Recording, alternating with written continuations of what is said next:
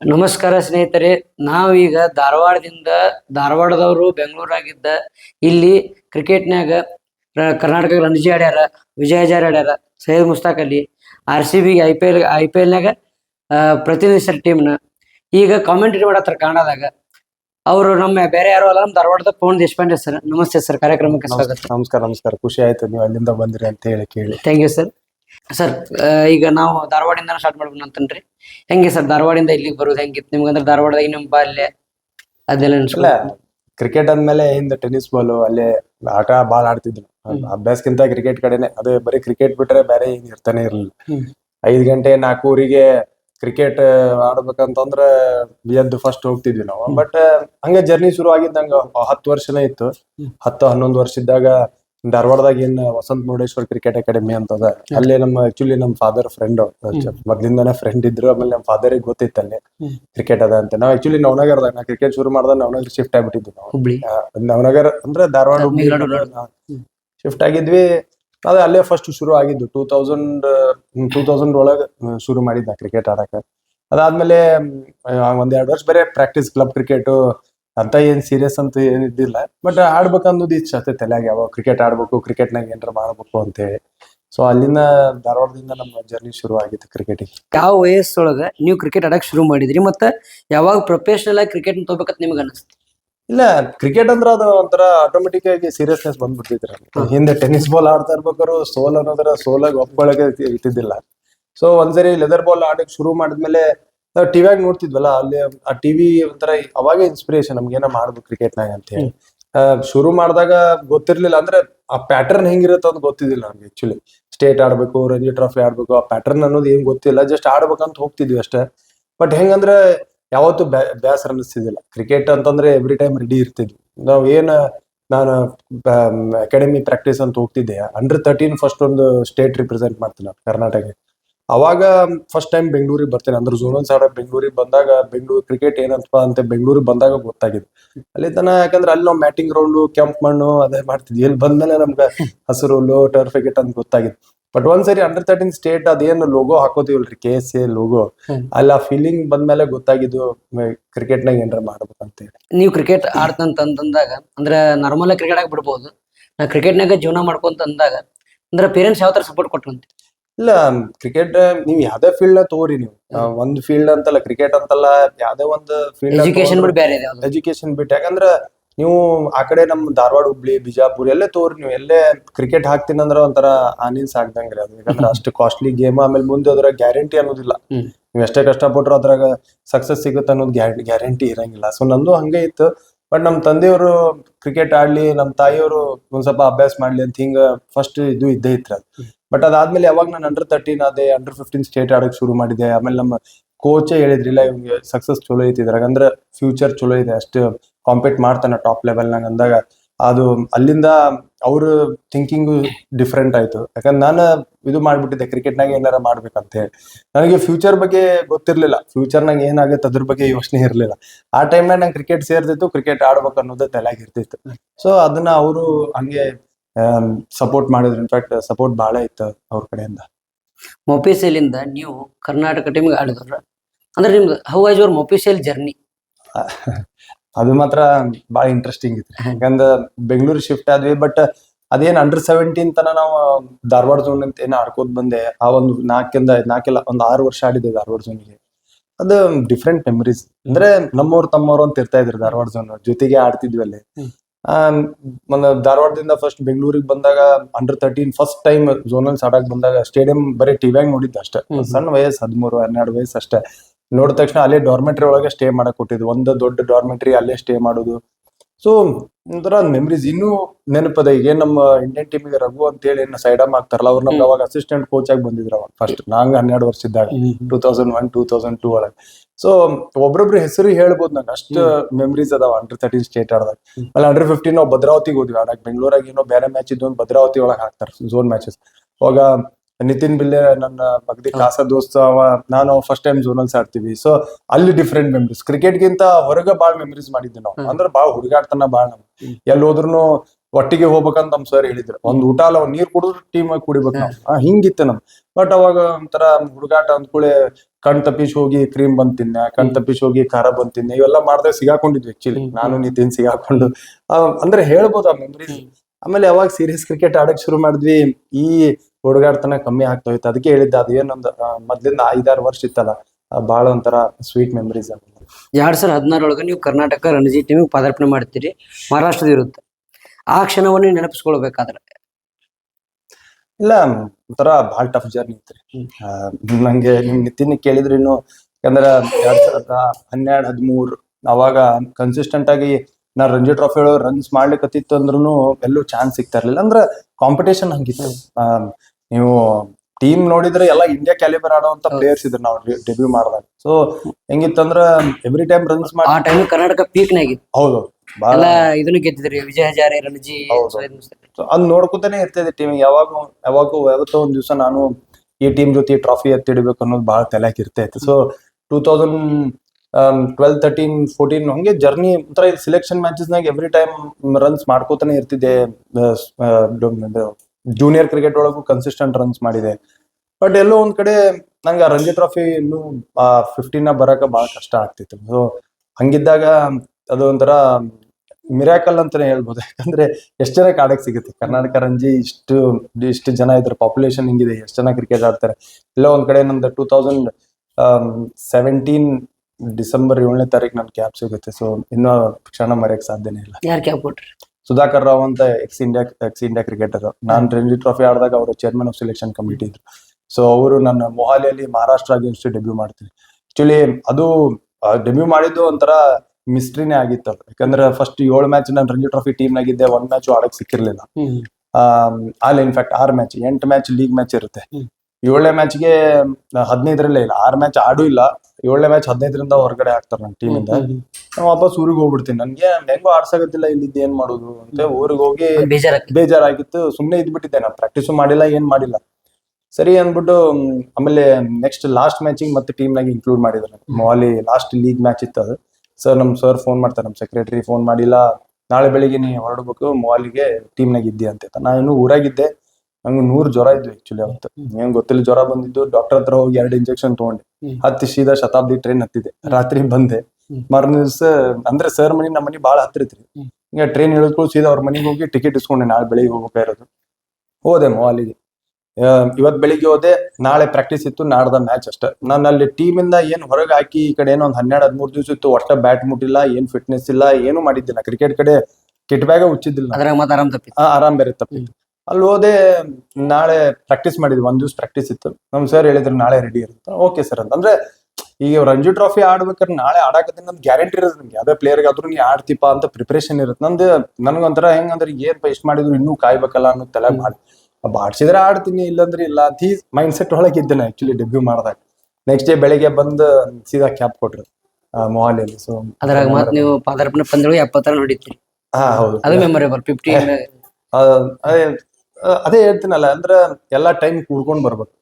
ಅಂದ್ರೆ ಏನೋ ಚಲೋದ್ ಆಗ್ಬೇಕಂತಂದ್ರ ಅಟ್ಲೀಸ್ಟ್ ಎಷ್ಟು ಪೇಶನ್ಸ್ ಇಂದ ವೇಟ್ ಮಾಡ್ಕೋತ ಹೋಗ್ತಿ, ಎಲ್ಲ ಒಂದ್ ಕಡೆ ಚಲೋದ್ ಕಾದಿರುತ್ತಂತ. ಅದೇ ಎಕ್ಸಾಂಪಲ್ ಅಷ್ಟೇ. ಆ 70 ಹೊಡೆದ್ಮೇಲೆನೆ ಆಮೇಲೆ ನನ್ಗೆಲ್ಲ ಕನ್ಸಿಸ್ಟೆಂಟ್ ಆಗಿ ವಿಜಯ್ ಹಜಾರೆ, ಸೈಯದ್ ಮುಸ್ತಾಕ್ ಅಲಿ ಹಂಗೆ ಕನ್ಸಿಡರ್ ಮಾಡಕ್ ಶುರು ಮಾಡಿದ್ರು. ಸೊ ಆ 70 ರನ್ ಎಷ್ಟು ಇಂಪ್ಯಾಕ್ಟ್ ಆಯ್ತಂದ್ರ ಇವ ನಮ್ಗ ಸ್ಟೇಟಿಗೆ ಅಥವಾ ಈ ಲೆವೆಲ್ ಒಳಗ ಇವ ಇಲ್ಲಿ ಬಿಲಾಂಗ್ ಆಗ್ತಾನೆ. ಅಂದ್ರೆ ಇವ್ನ ನಾವು ಪುಷ್ ಮಾಡ್ಬೋದು ಅಂತ ಸೆಲೆಕ್ಟರ್ಸ್ಗೂ, ಕ್ಯಾಪ್ಟನ್ಸ್ಗೂ ಅಥವಾ ಕೋಚ್ಗೂ ಕಾನ್ಫಿಡೆನ್ಸ್ ಕೊಡ್ತು.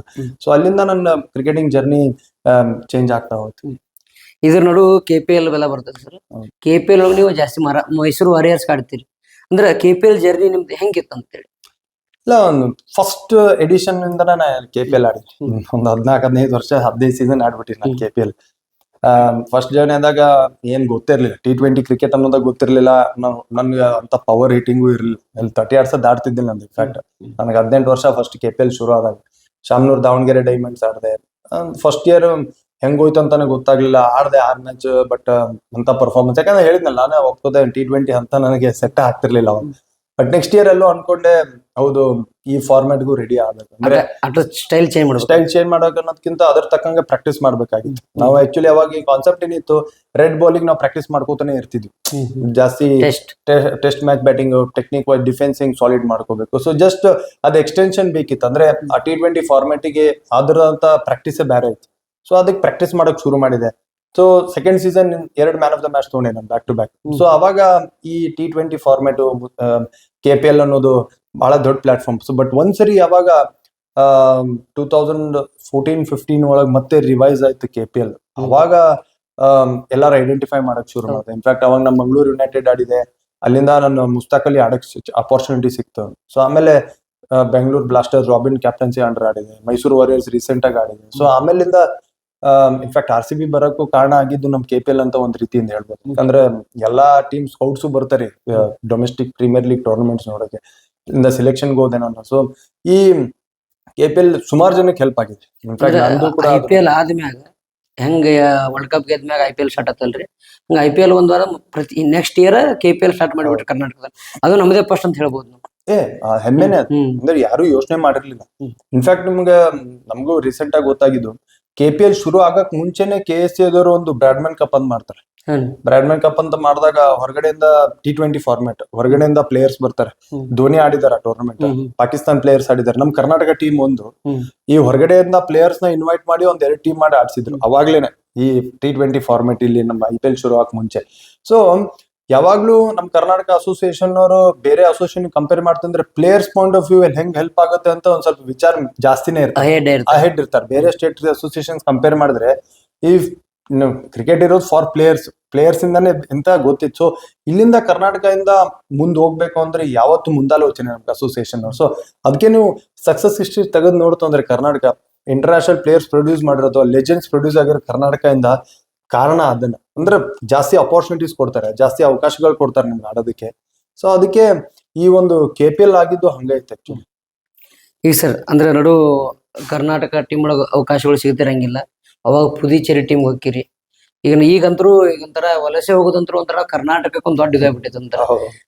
ನೀವು ಅಂದ್ರ ಪುದುಚೇರಿಗೆ ಯಾಕೆ ಹೋಗ್ಬೇಕಂತ ಅನಿಸ್ತು ನಿಮಗೆ? ಇಲ್ಲ, ಇನ್ಫ್ಯಾಕ್ಟ್ ಇಲ್ಲಿ ನನ್ಗೆ ಎಷ್ಟೇ ಇವತ್ತು ಚಲೋ ಆಡಿದ್ರು ನಾಳೆ ನೆಕ್ಸ್ಟ್ ಮ್ಯಾಚ್ ಆಡ್ತೀನಿ ಅನ್ನೋದು ಗ್ಯಾರಂಟಿ ಇದ್ದಿಲ್ಲ. ಸೊ ಕಾಂಪಿಟೇಷನ್ ಹಂಗಿತ್ತು ಕರ್ನಾಟಕದಾಗ. ಸೊ ನಾ ಅನ್ಕೊಂಡೆ ಎಲ್ಲಾ ಮ್ಯಾಚ್ ಆಡ್ಬೇಕು ನಾನು ಪುದುಚೇರಿಗೆ. ಅಟ್ಲೀಸ್ಟ್ ಒಂದ್ ಸೀಸನ್ ಫುಲ್ ಆಡಿದ್ರೆ ನನ್ ಕ್ಯಾಲಿಬರ್ ಏನು. ಯಾಕಂದ್ರೆ ಕರ್ನಾಟಕ ಆಡಿದಾಗ ಹೌದು ವಿಜಯ್ ಹಜಾರೆ ಒಳ್ಳೆ ಒಂದ್ brilliant season, but red ball ಅಂತ ಬಂದಾಗ ಮತ್ತೆ ಇನ್ ಅಂಡ್ ಔಟ್. ಅಂದ್ರೆ ಫಸ್ಟ್ ಮ್ಯಾಚ್ ಇಂದ ಲಾಸ್ಟ್ ಮ್ಯಾಚ್ ವರ್ಗೂ ಯಾವ ಸೀಸನ್ ಆಡಿದ್ದೇ ಇಲ್ಲ. ಸೊ ಆ ಒಂದು ಯೋಚನೆ ಇಟ್ಕೊಂಡು ನಾನು ಪುದುಚೇರಿಗೆ ಹೋಗಿದ್ದೆ. ಬಟ್ ಬಹಳ ಟಫ್ ಡಿಸಿಷನ್ ಆಗಿತ್ತು, ಈಸಿ ಇರ್ಲಿಲ್ಲ. ಯಾಕಂದ್ರೆ ನಮ್ಮವ್ರಂತೂ ಯಾರು ಇರಂಗಿಲ್ಲ ಆ ಟೈಮಿಗೆ ಮೈಂಡ್ ಸೆಟ್ ಇದು ಆಗುತ್ತೆ. ಬಟ್ ಒಂದ್ ತಲೆಯಲ್ಲಿ ಇಟ್ಕೊಂಡು ಹೋಗಿದ್ದೆ ಅಂದ್ರೆ ಆಡ್ಬೇಕಷ್ಟೇ ತಾನೆ. ಸೊ ಯಾವ್ದೇ ಟೀಮ್ ಹೋದ್ರು ಫಸ್ಟ್ ಕ್ಲಾಸ್ ಅಂತ ಬರುತ್ತಲ್ಲ, ಫಸ್ಟ್ ಕ್ಲಾಸ್ ಅನ್ನೋದೇ ಅದೇ ಮೋಟಿವೇಶನ್ ನಮ್ಗೆ. ಸೊ ಆ ಒಂದು ಮೋಟಿವೇಶನ್ ಇಟ್ಕೊಂಡು ಹೋಗಿದ್ದು. ಎಲ್ಲಾರು ಏನೊಂದು ಟಫ್ ಚಾಲೆಂಜ್ ಫೇಸ್ ಮಾಡಿದ್ರು ಕರ್ನಾಟಕ ಬಿಟ್ಟು ಹೋಗೋದು ಸೇಮ್ ನನಗೂ ಹಂಗೆ ಇತ್ತು ಫೀಲಿಂಗ್. ಬಟ್ ಅಪರ್ಚುನಿಟಿಗೋಸ್ಕರ ಹೋಗ್ತಾರಲ್ಲ, ಸೊ ನಾನು ಅದೇ ಒಂದ್ ತಲೆಯಲ್ಲಿ ಇಟ್ಕೊಂಡು ಹೋಗಿದ್ದು ಪಾಂಡಿಚೇರಿ. ನೀವ್ ಎಷ್ಟೇ ಈ ಅಂದ್ರ ರಿಯಲ್ ಅಂದ್ರ ನಾರ್ಮಲ್ ಆಗಿ ಕ್ರಿಕೆಟ್ ನೋಡ್ಬಿಟ್ಟು ಯಾರೋ ಒಂದು ಸುಮ್ ಮನರಂಜನೆ ಕ್ರಿಕೆಟ್ ನೋಡ್ತಿರ್ತಾರಲ್ರಿ, ಅವ್ರಿಗೆ ನೀವು ಎಷ್ಟೇ ಇಲ್ಲಿ ಕರ್ನಾಟಕದಲ್ಲಿ ರನ್ ನೋಡಿರಿ ಏನೇ ಮಾಡ್ರಿ, ಅವ್ರಿಗೆ ಎಷ್ಟೇ ಇದು ಮಾಡಿದ್ರು ಗೊತ್ತಾಗಂಗಿಲ್ಲ, ಅವ್ರು ಅದನ್ನ ನೋಡಂಗೂ ಇಲ್ಲ. ಅವ್ರಿಗೆ ಬೇಕಾಗಿತ್ತು ಯಾರೊಬ್ರು IPL ಸೆಲೆಕ್ಟ್ ಆಕಾರ ಅಂದ್ಮ್ಯಾಗೆ ಒಂಥರ ಮನುಷ್ಯ ಗೊತ್ತಾಗ್ಬಿಡ್ತಾನೆ. ನೀವು 2018ರಾಗ RCB ಟೀಮ್ ಸೆಲೆಕ್ಟ್ ಆಗ್ತೀರಿ. ಅವಾಗ ನೀವು ಎಲ್ಲಿದ್ರಿ ಅಂತೇಳಿ ಅಂದ್ರೆ ಆಕ್ಷನ್ ನಡಿ ಟೈಮ್ನಾಗ, ಮತ್ ಆವಾಗ ಆ ಟೈಮ್ಗೆ ಒಂದು ಸಂಭ್ರಮ ಹೆಂಗಿತ್ತು? 2018 ಫಸ್ಟ್ ಆಪ್ಷನ್ ಆದಾಗ ನಾ ಆಕ್ಚುಲಿ ಬ್ಯಾಂಕ್ ಪ್ರಮೋಷನ್ ಎಕ್ಸಾಮ್ ಬರೆಯಾಗಿದ್ದೆ. ಫೋನ್ ಗಾಡಿ ಒಳಗೆ ಇಟ್ಟು ಹೋಗಿದ್ದೆ. ಆಮೇಲೆ ಎಕ್ಸಾಮ್ ಮುಗಿದ್ಮೇಲೆ ಬಂದ್ ನೋಡಿದೆ, ಒಂದ್ 45-50 ಮಿಸ್ ಕಾಲ್ ಇದ್ದು.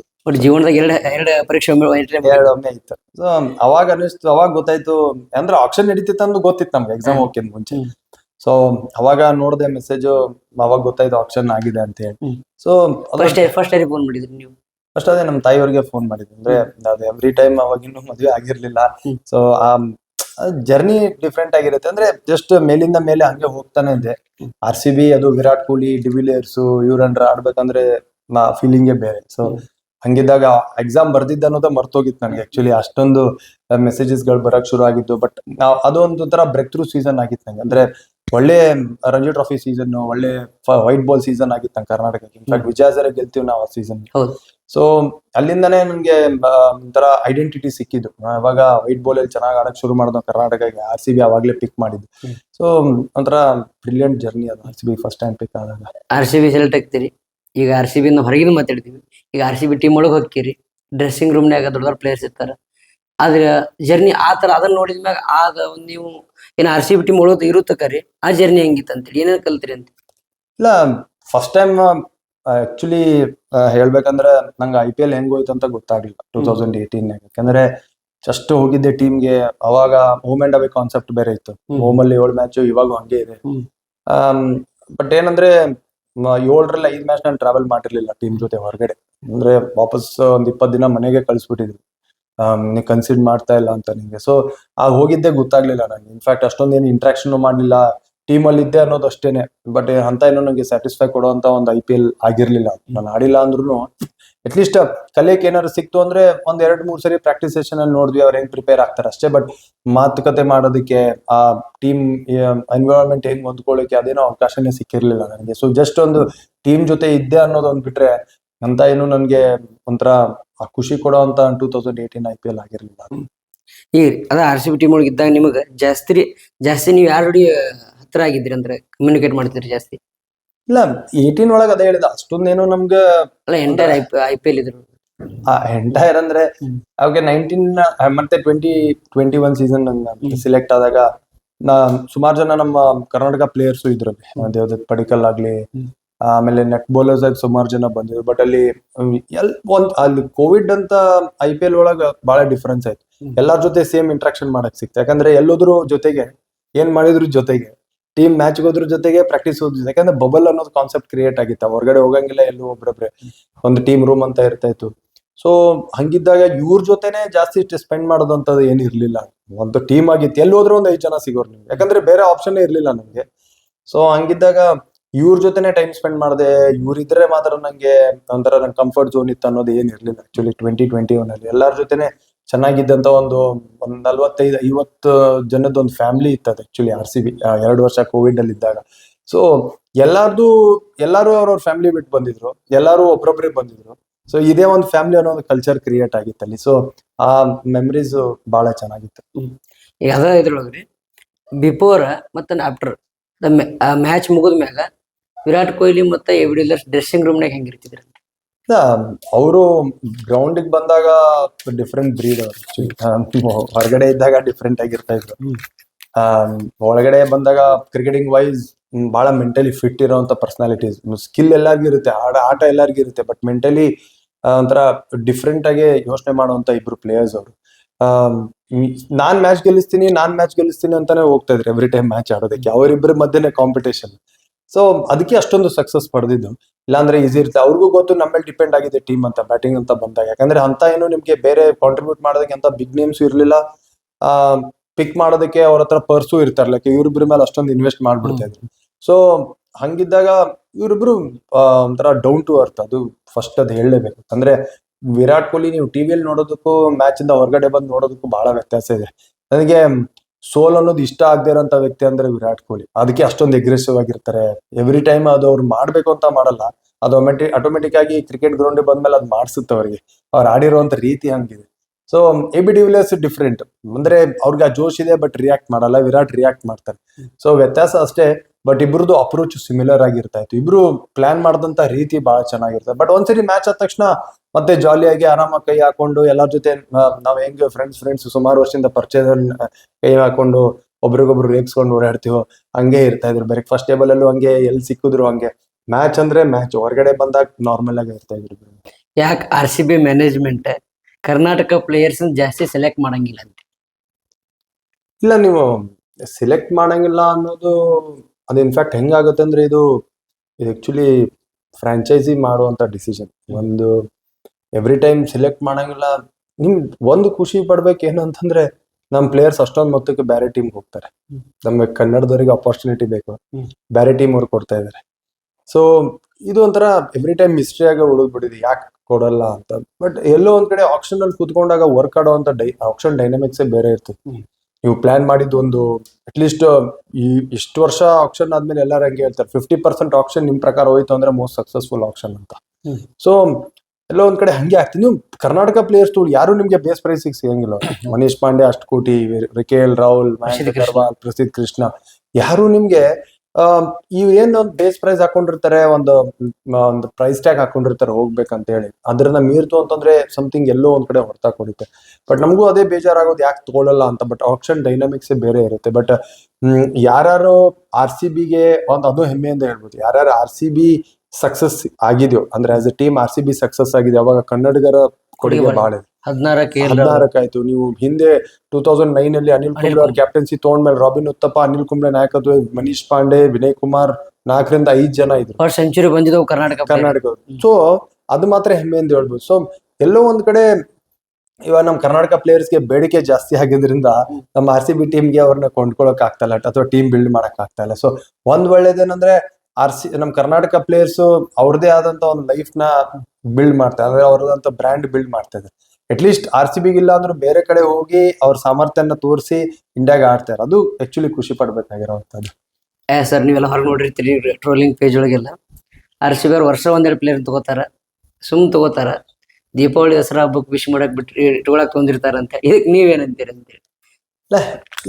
ಅಂದ್ರೆ ಎಲ್ಲಾ ಫ್ಯಾನ್ಸ್ ಯೋಚನೆ ಮಾಡೋದಂಗೆ, ಫ್ಯಾನ್ಸ್ ಪರವಾಗಿ ಆಕ್ಚುಲಿ ಒಂದ್ ಸ್ವಲ್ಪ ಫ್ಯಾನ್ಸ್ಗೂ ಹೇಳ್ಬೇಕಂತಂದ್ರೆ ಒಂದ್ಸರಿ ಈ ಕಡೆ ಕ್ರಿಕೆಟಿಂಗ್ ಟರ್ಮಿನಾಲಜಿ ಅಥವಾ ಕ್ರಿಕೆಟಿಂಗ್ ಟರ್ಮ್ಸ್ ನೀವು ನೋಡೋದಾಯ್ತಂತಂದ್ರೆ ಹಂಗಿರಂಗಿಲ್ಲ. ನಿಮ್ಗೆ ಟೀಮಲ್ಲಿ ಬರ್ಬೇಕಂದ್ರೆ ಒಂಥರ ಹರಸಾಹಸ ಮಾಡ್ಬೇಕು. ಅಂದ್ರೆ ನೀವು 20-21 ಬರ್ತೀರಾ, ಬಟ್ ಟೀಮ್ ಕಾಂಬಿನೇಷನ್ ಹಂಗಿದೆ. 4 ಜನ ಫಾರಿನರ್ಸ್ ಆಡ್ಬೇಕು, 7 ಜನ ಇಂಡಿಯನ್ಸ್ ಆಡ್ಬೇಕು, ಈ ಸ್ಲಾಟ್ ಅಲ್ಲಿ ಇವ್ನು ಫಿಟ್ ಆಗ್ತಾನ. ಸೊ ಟ್ರೈ ಮಾಡ್ಬೇಕು, ಹೌದು, ನೋ ಡೌಟ್. ಬಟ್ ಎಲ್ಲೋ ಒಂದ್ ಕಡೆ ಆಸ್ ಅ ಟೀಮ್ ಅಂತ ಬಂದಾಗ ಕಷ್ಟ ಆಗ್ತಾ ಹೋಗುತ್ತೆ. ಇನ್ಫ್ಯಾಕ್ಟ್ ನಾನು ಒಂದ್ ಮ್ಯಾಚ್ ಆಡಿಲ್ಲ, ನನಗೂ ಬೇಜಾರಾಗುತ್ತೆ ಆಡಿಲ್ಲ ಅಂತ. 100% ಇದ್ದಿದ್ದೇನೆ. ಬಟ್ ಎಲ್ಲೋ ಒಂದ್ ಕಡೆ ಟೀಮ್ ಮ್ಯಾನೇಜ್ಮೆಂಟ್ ಆ ಕಾಂಬಿನೇಷನ್ ತಕ್ಕಂಗೆ ಅಥವಾ ಈ ಕಂಡೀಷನ್ ಸೂಟ್ ಆಗ್ತಾರ, ಇವೆಲ್ಲ ನೋಡಿ ಒಂದೊಂದ್ಸರಿ ಟೀಮ್ ಮಾಡ್ತಾರೆ. ಸೊ ಹಂಗಿದ್ದಾಗ ಇಲ್ಲಾಂದ್ರೆ ಸುಮ್ನೆ ವಿಶ್ ಮಾಡಕ್ ಯಾರು ತಗೊಳಲ್ಲ ನಿಮ್ ಟೀಮ್ಗೆ. ಟ್ರೋಲ್ ಬಂದಿದೆ ಅಲ್ರಿ ಸರ್. ಇನ್ನೊಂದ್ ಐತಿ ಅಂದ್ರ ಹೊರಗಿನ ಪ್ಲೇಯರ್ ಚಾನ್ಸ್ ಜಾಸ್ತಿ ಸಿಕ್ಕೋರಿ. ರೀಸೆಂಟ್ ಹೇಳ್ಬೇಕು ಅನುಜ್ ರಾವತ್ ಹೆವಿ ಅವ್ರಿಗೆ ಚಾನ್ಸ್ ಸಿಕ್ಕೋದ್ರೆ ಮನೋಜ್ ಬಂಡೆ ಸಿಗ್ಲೇ ಇಲ್ಲ. ಬ್ಯಾಟಿಂಗ್ ಸ್ಲಾಟ್ ನ ಬರ್ತಾರೆ, ವಿಕೆಟ್ ಕೀಪರ್ ಬ್ಯಾಟ್ಸ್ಮನ್. ಮನೋಜ್ ಬಾಂಡೆ ನಿಮ್ಗೆ ಆಲ್ರೌಂಡರ್ ಸ್ಲಾಟ್ ಅಲ್ಲಿ ಬರ್ತಾರೆ. ನಮಗೂ ಬಹಳ ಇದು ಇತ್ತು, ಮನೋಜ್ ಬಾಂಡೆಗೆ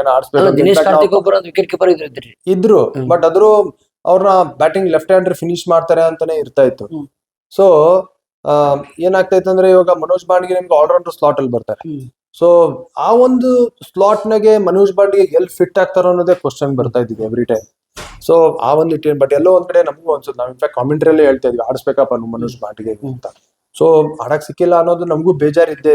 ಫೇಲ್ಯೂರ್ ಆದ್ಮ್ಯಾಗ ಒಂದು ಚಾನ್ಸ್ ಕೊಡಕ್ಕೆ ಇಲ್ಲ, ನೀವು ಹೆಂಗ್ ಹೇಳ್ತೀರಾ, ನೀವು ಬರೀ ಪ್ಲೇಯರ್ಸ್ ಪಾಯಿಂಟ್ ಆಫ್ ವ್ಯೂ ಅಲ್ಲಿ ಯೋಚನೆ ಮಾಡ್ತೀವಿ, as a fans point of view ಅಲ್ಲಿ ಯೋಚನೆ ಮಾಡ್ತೀರಾ. ಕೋಚ್ಗೆ ಮೇಲಿಂದ ಪ್ರೆಷರ್ ಇರುತ್ತೆ ಗೆಲ್ಸ್ಬೇಕು ಅಂತ. ಇವಾಗ ಒಬ್ಬನ್ ತಗೊಂಡ್ಮೇಲೆ ಸಡನ್ ಆಗಿ 13-14ನೇ ಮ್ಯಾಚ್, ಲಾಸ್ಟ್ ಟೈಮ್ ಹಂಗ್ ಇರ್ಲಿಲ್ಲ, ಯಾಕಂದ್ರೆ 7-7 ಗೆಲ್ಬೇಕಾಗಿತ್ತು RCB. ಸೊ ಟ್ರೈ ಮಾಡ್ತೀವಿ ಅನ್ನೋ ಕಾನ್ಸೆಪ್ಟೇ ಇರ್ಲಿಲ್ಲ ಅಲ್ಲಿ. ಸೆಟ್ಲ್ ಆಗಿತ್ತ ಟೀಮು, ಈ ಟೀಮ್ ಜೊತೆ ಹೋಗ್ಬೇಕು ಅನ್ನೋದೇ ತಲೆಯಲ್ಲಿ ಇದ್ದಿದ್ದು. ಸೊ ಆ ಒಂದ್ ನಿಟ್ಟಿನಲ್ಲಿ ಬಹಳ ಕಷ್ಟ ಇರುತ್ತೆ. ನೀವು ಫ್ಯಾನ್ಸ್ ಹೌದು ಬೇಜಾರಾಗಿ ಎಮೋಷನಲ್ ಆಗಿ ಮಾತಾಡ್ತಾರೆ ಫ್ಯಾನ್ಸ್, ನಮಗೂ ಅಷ್ಟೇ ಬೇಜಾರಾಗಿರುತ್ತೆ. But as a cricketers, as a team ಅಂತ ಬಂದಾಗ ಅದು ಟೋಟಲಿ ಡಿಫ್ರೆಂಟ್ ಬಾಲ್ ಗೇಮ್ ಆಗಿರುತ್ತೆ. ಟೀಮ್ ಪಿಕ್ ಮಾಡೋದು ಅಷ್ಟು ಈಸಿ ಇರಲ್ಲ, ಅಷ್ಟು ಪ್ರೆಷರ್ ಇರುತ್ತೆ ಒಂದು ಟೀಮ್ ಪಿಕ್ ಮಾಡ್ಬೇಕಂದ್ರೆ. ಯಾಕೆ ಆಸ್ ಅ ಕೋಚ್, ಮ್ಯಾನೇಜ್ಮೆಂಟ್ ನಿಮ್ನ ಬಿಲೀವ್ ಮಾಡಿ ನಿಮ್ನ ಕೋಚು, ನಿಮ್ನ ಕ್ಯಾಪ್ಟನ್ ಅಥವಾ ನಿಮ್ ಲೀಡರ್ ಗ್ರೂಪ್ ಅಲ್ಲಿ ಹಾಕಿದಾಗ ನಿಮ್ಮನ್ನ ಕೇಳ್ತಾರೆ ಹೊರತು ಯಾರೊಬ್ಬ ಹೊಸೊಬ್ಬನ ಆಡ್ಸಿದ ತಕ್ಷಣ ಅವನ್ನ ಕೇಳಲ್ಲ. ಅವನನ್ನ ಯಾಕೆ ಆಡ್ಸಿದ್ರಿ ಅಂತ ನೀವು ಪ್ರಶ್ನೆ ಮಾಡಕ್ ನೀವು ರೆಡಿ ಇರ್ಬೇಕು, ಅಲ್ವಾ? ಅವ್ರಿಗೆ ನೀವು ಖಂಡಿತ ಕೇಳ್ತಾರೆ. ಸೊ ಹಂಗಿದ್ದಾಗ ಈಸಿ ಇರಲ್ಲ. ಬಟ್ ಯಾರು ಆಡಿದಾರೋ RCBಗೆ ಎಲ್ಲಾರು ಒಂಥರ ಡಿಫ್ರೆನ್ಸ್ ಮಾಡಿ. ರೀಸೆಂಟ್ ಆಗಿ ವೈಶಾಖ್ ವಿಜಯ್ ಕುಮಾರ್ ತಗೊಳ್ಳಿ, ಇಂಡಿಯಾ ರಿಪ್ರೆಸೆಂಟ್ ಮಾಡಿದ್ರು. ಸೊ ಹೆಸರುಗಳು ಹೇಳ್ತಾ ಆಗ್ಬೋದು, ಅದು ಖುಷಿ ಇದೆ, ಅದು ಖುಷಿ ಪಡ್ಬೇಕು ನೀವು ಆಸ್ ಅ ಫ್ಯಾನ್ಸ್. ಯಾರು ಕರ್ನಾಟಕದಿಂದ RCB ಆಡಿದಾರೋ ಅವರೆಲ್ಲ ಇಂಡಿಯಾಗ ಆಡಿದ್ದಾರೆ. ಸೊ ಅದು ಒಂಥರ ಅಟ್ಲೀಸ್ಟ್ ಒಂಥರ ಏನಂತಾರೆ ಪಾಸಿಟಿವ್ ಇದ್ರಲ್ಲಿ ನೋಡ್ತು ಅಂತಂದ್ರೆ, ನೀವು ಹಿಸ್ಟ್ರಿ ತೆಗೆದು ನೋಡ್ತು ಅಂತಂದ್ರೆ ಎಷ್ಟು ಜನ ಇಂಡಿಯಾಗ ಆಡಿದ್ದಾರೆ IPL ಇಂದ RCB ಆದ್ಮೇಲೆ. ಸೊ ಅದು ಖುಷಿ ಪಡ್ಬೇಕಾಗಿರೋಂಥದ್ದು. ಸ್ವಲ್ಪ IPL ಬಿಟ್ಟು ಮತ್ತೆ ಡೊಮೆಸ್ಟಿಕ್ ಬರೋಣ್ರಿ. ನೀವು ಕರ್ನಾಟಕ ಟೀಮ್ ಒಳಗೆ ಆಡ್ತಿರ್ಬೇಕಾದ್ರೆ ಕರ್ನಾಟಕ ಟೀಮ್ ಹೆಂಗಿತ್ತಂತ? ಇಲ್ಲ, ನಾನು ಫಸ್ಟ್ ಟೈಮ್ ಡೆಬ್ಯೂ ಮಾಡಿದಾಗ ಎಲ್ಲ India big players. Vinay Kumar ಕ್ಯಾಪ್ಟನ್ಸಿಯಲ್ಲಿ ಡೆಬ್ಯೂ ಮಾಡಿದೆ, Stuart Binny, Robin Uthappa, Manish Pandey, Mayank Agarwal, KL Rahul ಇವರ ಜೊತೆಗೆ ಆಡಿದ್ದೆ. ಬಟ್ ಈ 3 ಬಿಗ್ ನೇಮ್ಸ್ ಅವಾಗ ಇದ್ದಿದ್ದು ಟೀಮ್ ಅಲ್ಲಿ ನಾನು ಡೆಬ್ಯೂ ಮಾಡಿದಾಗ.